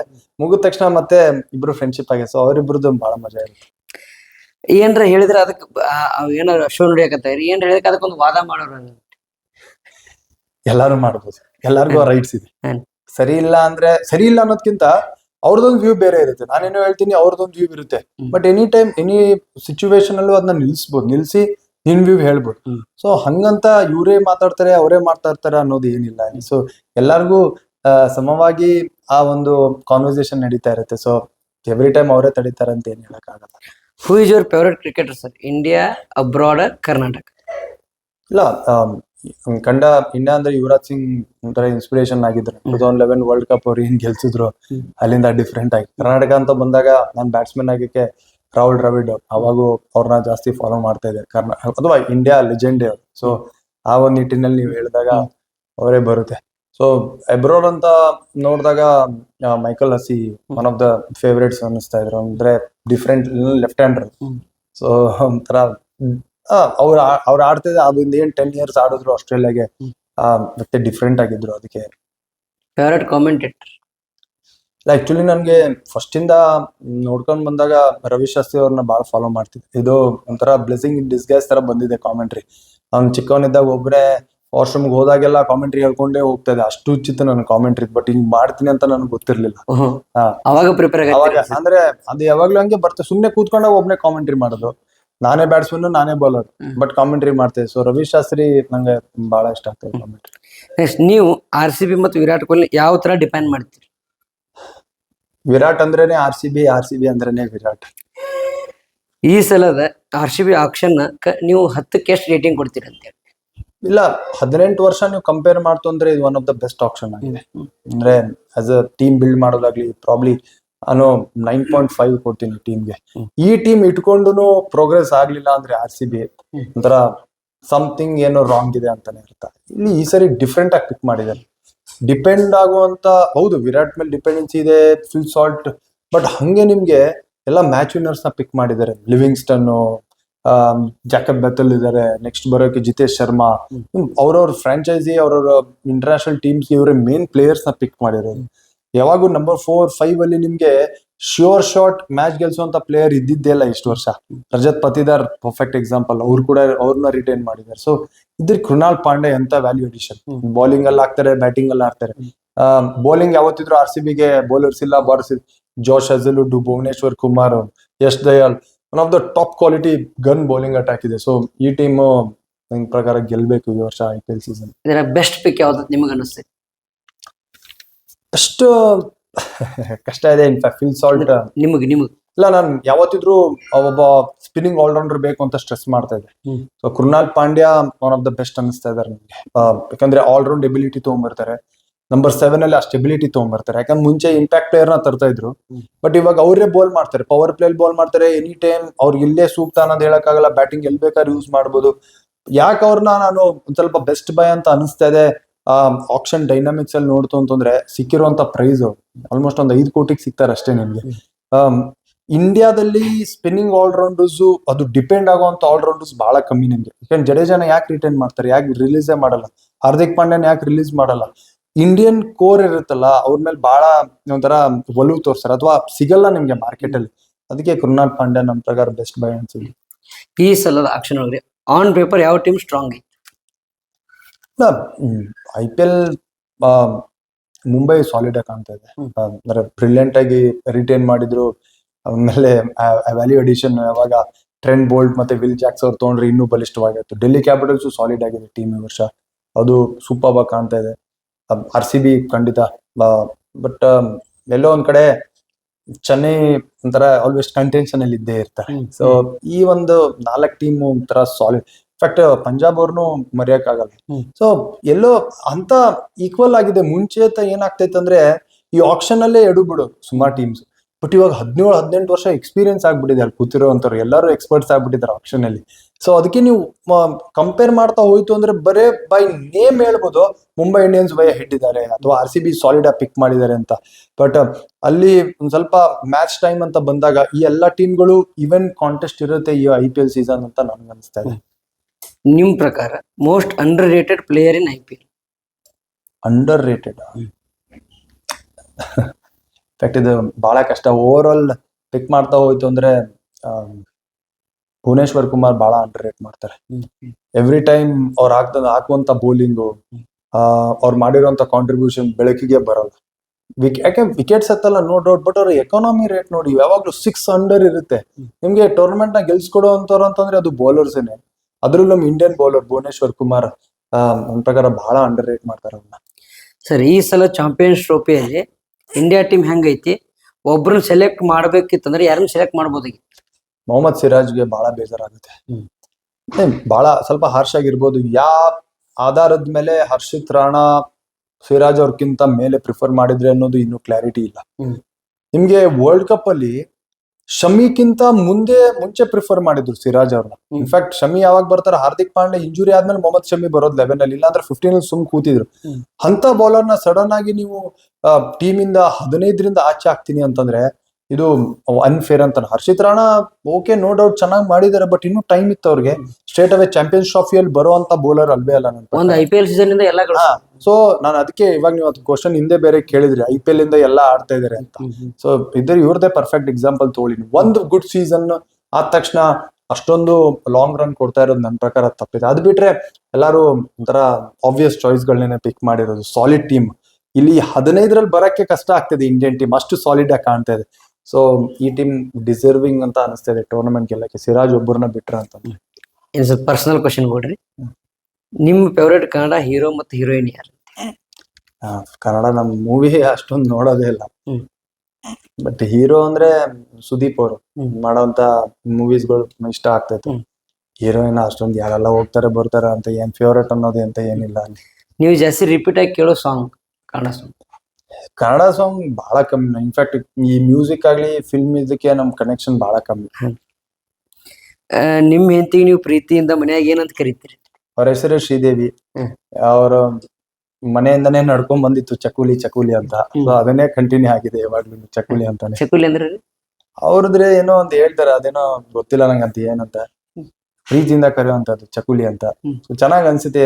ಅವ್ರ ಹೆಸರು ಶ್ರೀದೇವಿ, ಶ್ರೀ ಅಂತ ಚೆನ್ನಾಗಿರಲ್ಲ, ಚಕುಲಿ ಏನೋ ಚೆನ್ನಾಗಿ ಅನಿಸ್ತು, ಅದೇ ಕಂಟಿನ್ಯೂ ಆಗಿದೆ. ನಿಮ್ ಗ್ಯಾಲರಿ ಒಳಗೆ, ಫೋನ್ ಗ್ಯಾಲರಿ ಒಳಗಿರೋ ಫೇವ್ರೇಟ್ ಫೋಟೋ ಯಾವ್ದ್ರಿ ನಿಮ್ ಪ್ರಕಾರ? ಅದನ್ನ ನಮ್ಗೆ ತೋರಿಸಿ. ಇಲ್ಲ, ನಮ್ದು ಆಕ್ಚುಲಿ ನಮ್ ಸ್ಕ್ರೀನ್ ಸೇವರ್ ಇದು ನಮ್ ದತ್ತಾತ್ರೇಯನ್ ಫೋಟೋನೇ ಇದೆ. ಇದು ನಮ್ಮ ಆರಾಧ್ಯ ದೈವ ಇವರೇ.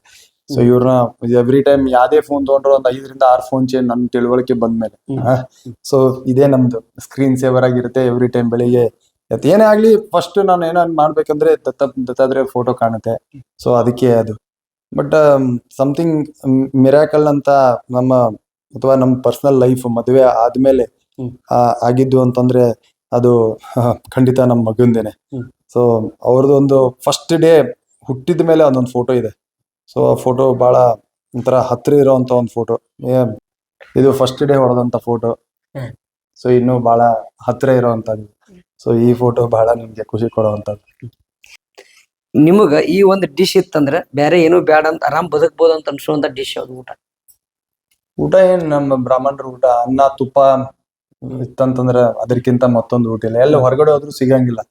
ನಾ ಎಷ್ಟೇ ಟ್ರಾವೆಲ್ ಮಾಡಿ ಮನೆಗ್ ಬಂದ್ರು ಫಸ್ಟ್ ಕೇಳೋದು ಅದೇ. ಬರ್ತಾ ಇರೋ ಏರ್ಪೋರ್ಟ್ ಇಂದ ಲ್ಯಾಂಡ್ ಮನೆ ಎತ್ತಾ ಇರ್ಬೇಕಾದ್ರೆ ಫಸ್ಟ್ ಅದೇ ಹೇಳೋದು, ಅನ್ನ ಬಿಸಿ ತಿಳಿ ಸಾರ್ ಬೇಕು ನಮಗಂತ ಹೇಳಿ. ಅದ್ರಂತ ಊಟ ಮತ್ತೊಂದಿದ್ದೆ ಇಲ್ಲೇ ಇಲ್ಲ. Favourite sports other than cricket? Badminton ಬಹಳ ಇಷ್ಟ. ಆಡಕ್ ಅಷ್ಟೊಂದು ಆಡಕ್ ಹೋಗಲ್ಲ, ಬಟ್ ಎವ್ರಿ ಟೈಮ್ ಆಡ್ಬೇಕು ಅಂತಂದ್ರೆ ಆ ಸ್ಪೋರ್ಟ್ ಅಂದ್ರೆ ಯಾವಾಗ ಒಂಥರ ಡಿಫ್ರೆಂಟ್ ಆಂಗಲ್ ನ ತಗೊಂಡ್ಬರುತ್ತೆ. ಚಾಲೆಂಜ್ ಇದೆ, ಮಜಾ ಇದೆ. ಸೊ ಬ್ಯಾಡ್ಮಿಂಟನ್ ಬಹಳ ಇಷ್ಟ. ಧಾರವಾಡದಾಗ ನೀವು ಯಾವ ಪ್ಲೇಸಿಗೆ ಜಾಸ್ತಿ ಹೋಗ್ತಿದ್ರಿ ಅಂತೇಳಿ? ಕೆ ಬೋರ್ಡ್ಸ್ ಕ್ರಿಕೆಟ್ ಗ್ರೌಂಡ್ ಗೆ ಹೋಗ್ತಿದ್ದಾರೆ ಜಾಸ್ತಿ. ಇಲ್ಲಿ ಬಿಟ್ರೆ ಎಲ್ಲೂ ಅದು ಕ್ರಿಕೆಟ್ ಬಿಟ್ಟು ಹೇಳ್ಬೇಕು ನೀವು ಹೊರಗಡೆ. ಧಾರವಾಡದಾಗ ಎಲ್ಲಿ ಓಡಿ, ಯಾಕಂದ್ರೆ ನಂಗೆ ತಿಳುವಳಿಕೆ ಬಂದ್ಮೇಲೆ ನಾ ಬೆಂಗಳೂರಿಗೆ ಶಿಫ್ಟ್ ಆಗ್ಬಿಟ್ಟೆ. ಸೊ ಅವಾಗ ಜಾಸ್ತಿ ಇದೇ ನಮ್ಮ ಅಡ್ಡ. ಯಾಕಂದ್ರೆ ನಾನ್ ನವನಗರು ನನ್ನ ಫ್ರೆಂಡ್ ಎಲ್ಲ ಧಾರವಾಡದಾಗ ಇರ್ತಾ ಇದ್ರು. ಸೊ ಎವ್ರಿ ಟೈಮ್ ನಾನು ಧಾರವಾಡಕ್ಕೆ ಹೋಗಿನಂದ್ರೆ ನಾವು ಕೆ ಬೋರ್ಡ್ ಕ್ರಿಕೆಟ್ ಗ್ರೌಂಡ್ ಆಗಿ ಇರ್ತಿದ್ದೆ ಅಂತಾನೆ. ಸೊ ಅದ್ ಬಿಟ್ರೆ ಎಲ್ಲಿ ಹೋಗಿದ್ದೆ ಅಷ್ಟು ಜಾಸ್ತಿ ಹೋಗೇ ಇಲ್ಲ. ನೀವು ಈಗ ವಿಜಯ ಹಜಾರೆ ಗೆದ್ರಿ ನಮ್ಮ ಕರ್ನಾಟಕ, ಒಂಥರ ಡಾಮಿನೆಂಟ್ ಪರ್ಫಾರ್ಮೆನ್ಸ್ ಆಯ್ತು. ಒಂದು ಮ್ಯಾಚ್ ಬಿಟ್ರೆ ಎಲ್ಲ ಗೆಲ್ಕೋತ ಬಂದಾರ. ಅಂದ್ರೆ ಈಗಿನ ಟೀಮ್ ನಮ್ಮ ಕರ್ನಾಟಕ ಟೀಮ್ ಹೆಂಗೈತಿ, ಮತ್ತೆ ಈಗ ವಿಜಯ ಹಜಾರೆ ಗೆದ್ದಿದ್ದಕ್ಕೆ ಪ್ಲೇಯರ್ಸ್ ಏನ್ ಹೇಳಕ್ ಇಷ್ಟ? ಓ, ಈ ಸೀಸನ್ ಅದ್ಭುತ ಆಗಿತ್ತು. ಅಂದ್ರೆ ನಮ್ದು ಹಿಂಗೆ ಇತ್ತು. ನಾವು 2018 ಗೆದ್ದಾಗ ನಾವು ಯಂಗ್ಸ್ಟರ್ಸ್ ಟ್ರಾನ್ಸಿಷನ್ ಪೀರಿಯಡ್ ನಡೀತಾ ಇತ್ತು. ಎಲ್ಲ ಹೊಸಬ್ರಿದ್ವಿ, ಯಾರು ಸೀನಿಯರ್ಸ್ ಇರ್ಲಿಲ್ಲ. ಅವಾಗ ನಮ್ಗೆ ಇದೇ ತರ ಫೀಲಿಂಗ್, ನಾವು ಏನಾರು ಮಾಡ್ಬೇಕು, ನಾವು ಗೆಲ್ಸ್ಕೊಡ್ಬೇಕು ಕರ್ನಾಟಕಗೆ ಅಂತಾನೆ ಆಡ್ತಾ ಇದ್ವಿ. ಸೊ ಅವಾಗ ಕರುಣ್ ಯಾರ್ ಕ್ಯಾಪ್ಟನ್ಸಿ ಫಸ್ಟ್ ಟೈಮ್ ಲೀಡ್ ಮಾಡಿದ್ರು ಕರ್ನಾಟಕ. ಸೊ ಅವ್ರ ಅಂಡರ್ ನಾವು ಟೂರ್ನಮೆಂಟ್ ಗೆದ್ದಾಗ ಆ ಫೀಲಿಂಗೇ ಬೇರೆ. ಯಾಕಂದ್ರೆ ನಂದು ಕೂಡ ಕಾಂಟ್ರಿಬ್ಯೂಷನ್ ಇತ್ತು ಆ ವರ್ಷ ಗೆದ್ದಾಗ. ಸೊ ಈ ಸೀಸನ್ ಹಂಗೆ ಹೆಂಗ ಆ ಸೀಸನ್ ಡಾಮಿನೇಟ್ ಮಾಡ್ತಾ ಹೋದು ಅಂದ್ರೆ ಯಾರಿಗೂ ಎಕ್ಸ್ಪೆಕ್ಟೇಷನ್ಸ್ ಇರ್ಲಿಲ್ಲ ಈ ಟೀಮ್ ವಿಜಯ ಹಜಾರೆ ಗೆಲ್ಲುತ್ತೆ ಅಂತ. ಸೊ ಈ ಸೀಸನ್ ಹಂಗೆ ಹೋಗಿದ್ರು. ಅಂದ್ರೆ ಈ ಯಂಗ್ಸ್ಟರ್ಸ್ ಎಂತ ಅಪರ್ಚುನಿಟಿ ಇತ್ತು ಅಂದ್ರೆ ಮನೀಶ್ ಪಾಂಡೆ ಅವ್ರನ್ನ ಡ್ರಾಪ್ ಮಾಡಿ ಸ್ಮರಣ್ ಅವ್ರನ್ನ ಪಿಕ್ ಮಾಡಿದ್ರು. ಸೊ ಟ್ರಾನ್ಸಿಷನ್ ಪೀರಿಯಡ್ ಅಂದ್ರೆ ಹಂಗೆ ಇರುತ್ತೆ. ಇವಾಗ ಸೀನಿಯರ್ಸ್ ನ ಬಿಟ್ಟು ಹೊಸಬ್ರಿಗೆ ಚಾನ್ಸ್ ಕೊಟ್ಟಾಗ ನೀವು ಫಸ್ಟ್ ಸೀಸನ್ ಅಲ್ಲಿ ಈ ತರ ಇಂಪ್ಯಾಕ್ಟ್ ಮಾಡ್ತೀನಿ ಅಂದಾಗ ಇದು ಒಳ್ಳೆ ಸೈನ್ಸ್. ಬರೀ ಆಸ್ ಎ ಕರ್ನಾಟಕ ಅಷ್ಟೇ ಅಲ್ಲ, ಆಸ್ ಎನ್ ಇಂಡಿವಿಜುವಲ್ ಹೆಸರುಗಳು ಹೇಳ್ತಾ ಇತ್ತು ಅಂದ್ರೆ ಅವರ ಕರಿಯರ್ ಅಲ್ಲಿ ಪ್ರೋಗ್ರೆಸ್ ಆಗೋದಕ್ಕೆ ಟೂರ್ನಮೆಂಟ್ ಗೆದ್ದಾಗ ಮಾತ್ರ ನ್ಯಾಪ್ಸ್ಕೊಂತಾರೆ. ಇವಾಗ ನೀವೇ ಹೇಳಿದ್ರಿ 2018 ನೀವು ಗೆದ್ದಾಗ ಟೀಮ್ ಅಲ್ಲಿ ಇದ್ರಿ ಅಂತ. ಸೋತಿದ್ರೆ ಇವತ್ತು ಕೇಳ್ತಾ ಇರ್ಲಿಲ್ಲ ಕ್ವಶನ್ ನಮ್ಗೆ. ಸೊ ಗೆದ್ದಾಗ ಮಾತ್ರ ಐಡೆಂಟಿಟಿ ಸಿಗೋದು. ಗೆದ್ದಾಗ ನಿಮ್ಮ ಕಾಂಟ್ರಿಬ್ಯೂಷನ್ ಇದ್ದಾಗ ಇನ್ನೂ ಜಾಸ್ತಿ ಆಗುತ್ತೆ. ಸೊ ಈ ಸೀಸನ್ ಮಾಡಿದ್ದು ಹಂಗೆ ಹೇಳ್ತಾ ಹೋಗ್ಬೋದು ಹೆಸರುಗಳು. ಎಂತ ಬ್ರಿಲಿಯಂಟ್ ಕಾಂಟ್ರಿಬ್ಯೂಷನ್ಸ್ ಬಂತು, ಎಸ್ಪೆಷಲಿ ಫೈನಲ್ಸ್ ಅಲ್ಲಿ ಅಂತ. ಸಮಥಿಂಗ್ ಎಕ್ಸ್ಟ್ರಾರ್ಡಿನರಿ ಮಾಡಿದ್ರೆ ಈ ಟೀಮ್ಗೆ ಒಂದ್ರಿಲ್ಲ ಇಬ್ರು ಅಟ್ ಲೀಸ್ಟ್ ಇಂಡಿಯಾ ಆಡ್ಬೇಕು ಅಂತ ನನ್ನ ಆಸೆ ಈ ಟೀಮ್ ಅಲ್ಲಿ. ಅಂದ್ರೆ ಯಾರು ಇಂಡಿಯಾ ಫಸ್ಟ್ ನನಗೆ ಒಬ್ರು ನೆಕ್ಸ್ಟ್ 2 years ಅಲ್ಲಿ ಇಂಡಿಯಾ ಆಡಿಲ್ಲ ಬೇಜಾರಾಗೋದು ಅಂತ ಸ್ಮರಣ. ಅವ್ರ ಎಬಿಲಿಟಿಗೆ ಹೌದು ಆರ್ ಸಿ ಬಿ ಅಂದ್ರೆ IPL ಅಲ್ಲಿ ಪಿಕ್ ಆಗ್ಬೇಕಿತ್ತು ಅವರು. ಎಲ್ಲೋ ಒಂದ್ ಕಡೆ ಆಪ್ಷನ್ ಡೈನಾಮಿಕ್ಸ್ ಅಲ್ಲಿ ಪ್ರಾಬ್ಲಿ ಏನು ಅವ್ರಿಗೆ ವಿಜಯ ಹಜಾರೆ ಸೀಸನ್ ಆಯ್ತು ಅದು ಆಪ್ಷನ್ ಕಿಂತ ಮುಂಚೆ ಇದ್ದಿದ್ರೆ ಮಿನಿಮಮ್ 3 ಕೋಟಿಗೆ ಪಿಕ್ ಆಗಿರೋರು. ಸೊ ನೆವರ್ ಟೂ ಲೇಟ್ ಅವ್ರಿಗೆ. ನೋಡ್ರಿ ವಿಜಯ ಹಜಾರೆ ಆದ್ಮ್ಯಾಗ ಅವ್ರು ರಣಜಿ ಆಡ್ತಾರೆ. ರಣಜಿ ಒಳಗ ಅವ್ರ ಫಸ್ಟ್ ಪಾದಾರ್ಪಣೆ ಮ್ಯಾಚ್ ಒಳಗ 100. ಇಲ್ಲ, ಅದು ಏನಂದ್ರೆ ಆಲ್ ಫಾರ್ಮ್ಯಾಟ್ ಪ್ಲೇಯರ್ ಅವರು. ಸೊ ಈ ಆಲ್ ಫಾರ್ಮ್ಯಾಟ್ ಲೆಫ್ಟ್ ಹ್ಯಾಂಡರ್ ಆಡೋಂತ ಪ್ಲೇಯರ್ ಬಹಳ ಕಮ್ಮಿ ನಿಮ್ಗೆ ಸಿಗೋದು. ಅದರಲ್ಲಿ ಸ್ಮರಣ್ ಒಬ್ರು. ಸೊ ಬಹಳ ವರ್ಷ ಆದ್ಮೇಲೆ ಈ ತರ ಮಿಡ್ಲ್ ಆರ್ಡರ್ ಅಲ್ಲಿ ಇಷ್ಟು ಟೆಕ್ನಿಕಲಿ ಸೌಂಡ್ ಇದ್ದು ಈ ತರ ಟೆಂಪರ್ಮೆಂಟ್ ಇರುವಂತ ಬ್ಯಾಟ್ಸ್ಮನ್ ಸಿಕ್ಕಿದ್ದಾರೆ ಅಂದ್ರೆ ಸಮಥಿಂಗ್ ಬ್ಲೆಸಿಂಗ್ ಇನ್ ಡಿಸ್ಗೈಸ್ ತರನೇ ಇದೆ. ಆಮೇಲೆ ಸೆಲೆಕ್ಟರ್ಸ್ಗೂ ಕ್ರೆಡಿಟ್ ಕೊಡ್ಬೇಕು, ಈ ವ್ಯಕ್ತಿನ ರೈಟ್ ಟೈಮ್ ಅಲ್ಲಿ ಐಡೆಂಟಿಫೈ ಮಾಡಿ ಟೀಮಿಗೆ ತಂದಿರೋಂಥದ್ದು. ಯಾಕಂದ್ರೆ ಲಾಸ್ಟ್ 2 ಸೀಸನ್ ಅನೀಶ್ ಕೆವಿ ಮತ್ತೆ ಸ್ಮರಣ್ ಅವ್ರಿಗೆ ಒಳ್ಳೆ ಜೂನಿಯರ್ ಡೊಮೆಸ್ಟಿಕ್ ಸೀಸನ್ ಆಗಿತ್ತು. ಆಲ್ಮೋಸ್ಟ್ 800+ ಜೊತೆಗೆ ಹೊಡಿತಾರೆ. ಸೊ ಸ್ಟ್ರೇಟ್ ಅವೇ ಬಂದಿರೋಂಥ ಸೀನಿಯರ್ ಟೀಮ್ ಅಲ್ಲಿ. ಸೊ ಆ ಏನು ಫಾರ್ಮ್ ಇತ್ತು, ಅದೇನೊಂದು ಕನ್ಸಿಸ್ಟೆನ್ಸಿ ಇತ್ತು, ಅದು ಬಂದಿದೆ. ಅದಕ್ಕೇನೆ ಅವ್ರಿಗೆ ಒಳ್ಳೇದಾಗಿದೆ. ಅನೀಶ್ ಕೆವಿ ಅವರು ಈ ಹೋದ ವರ್ಷ CK ನಾಯ್ಡು ಒಳಗೆ ಪರ್ಫಾರ್ಮೆನ್ಸ್ ನೋಡಿ ಈ ಸಲ M ಚಿದಂಬರಂ ಪ್ರಶಸ್ತಿ ಸಿಗ್ತಿರಿ ಅವ್ರಿಗೆ. ಎಕ್ಸಾಕ್ಟ್ಲಿ.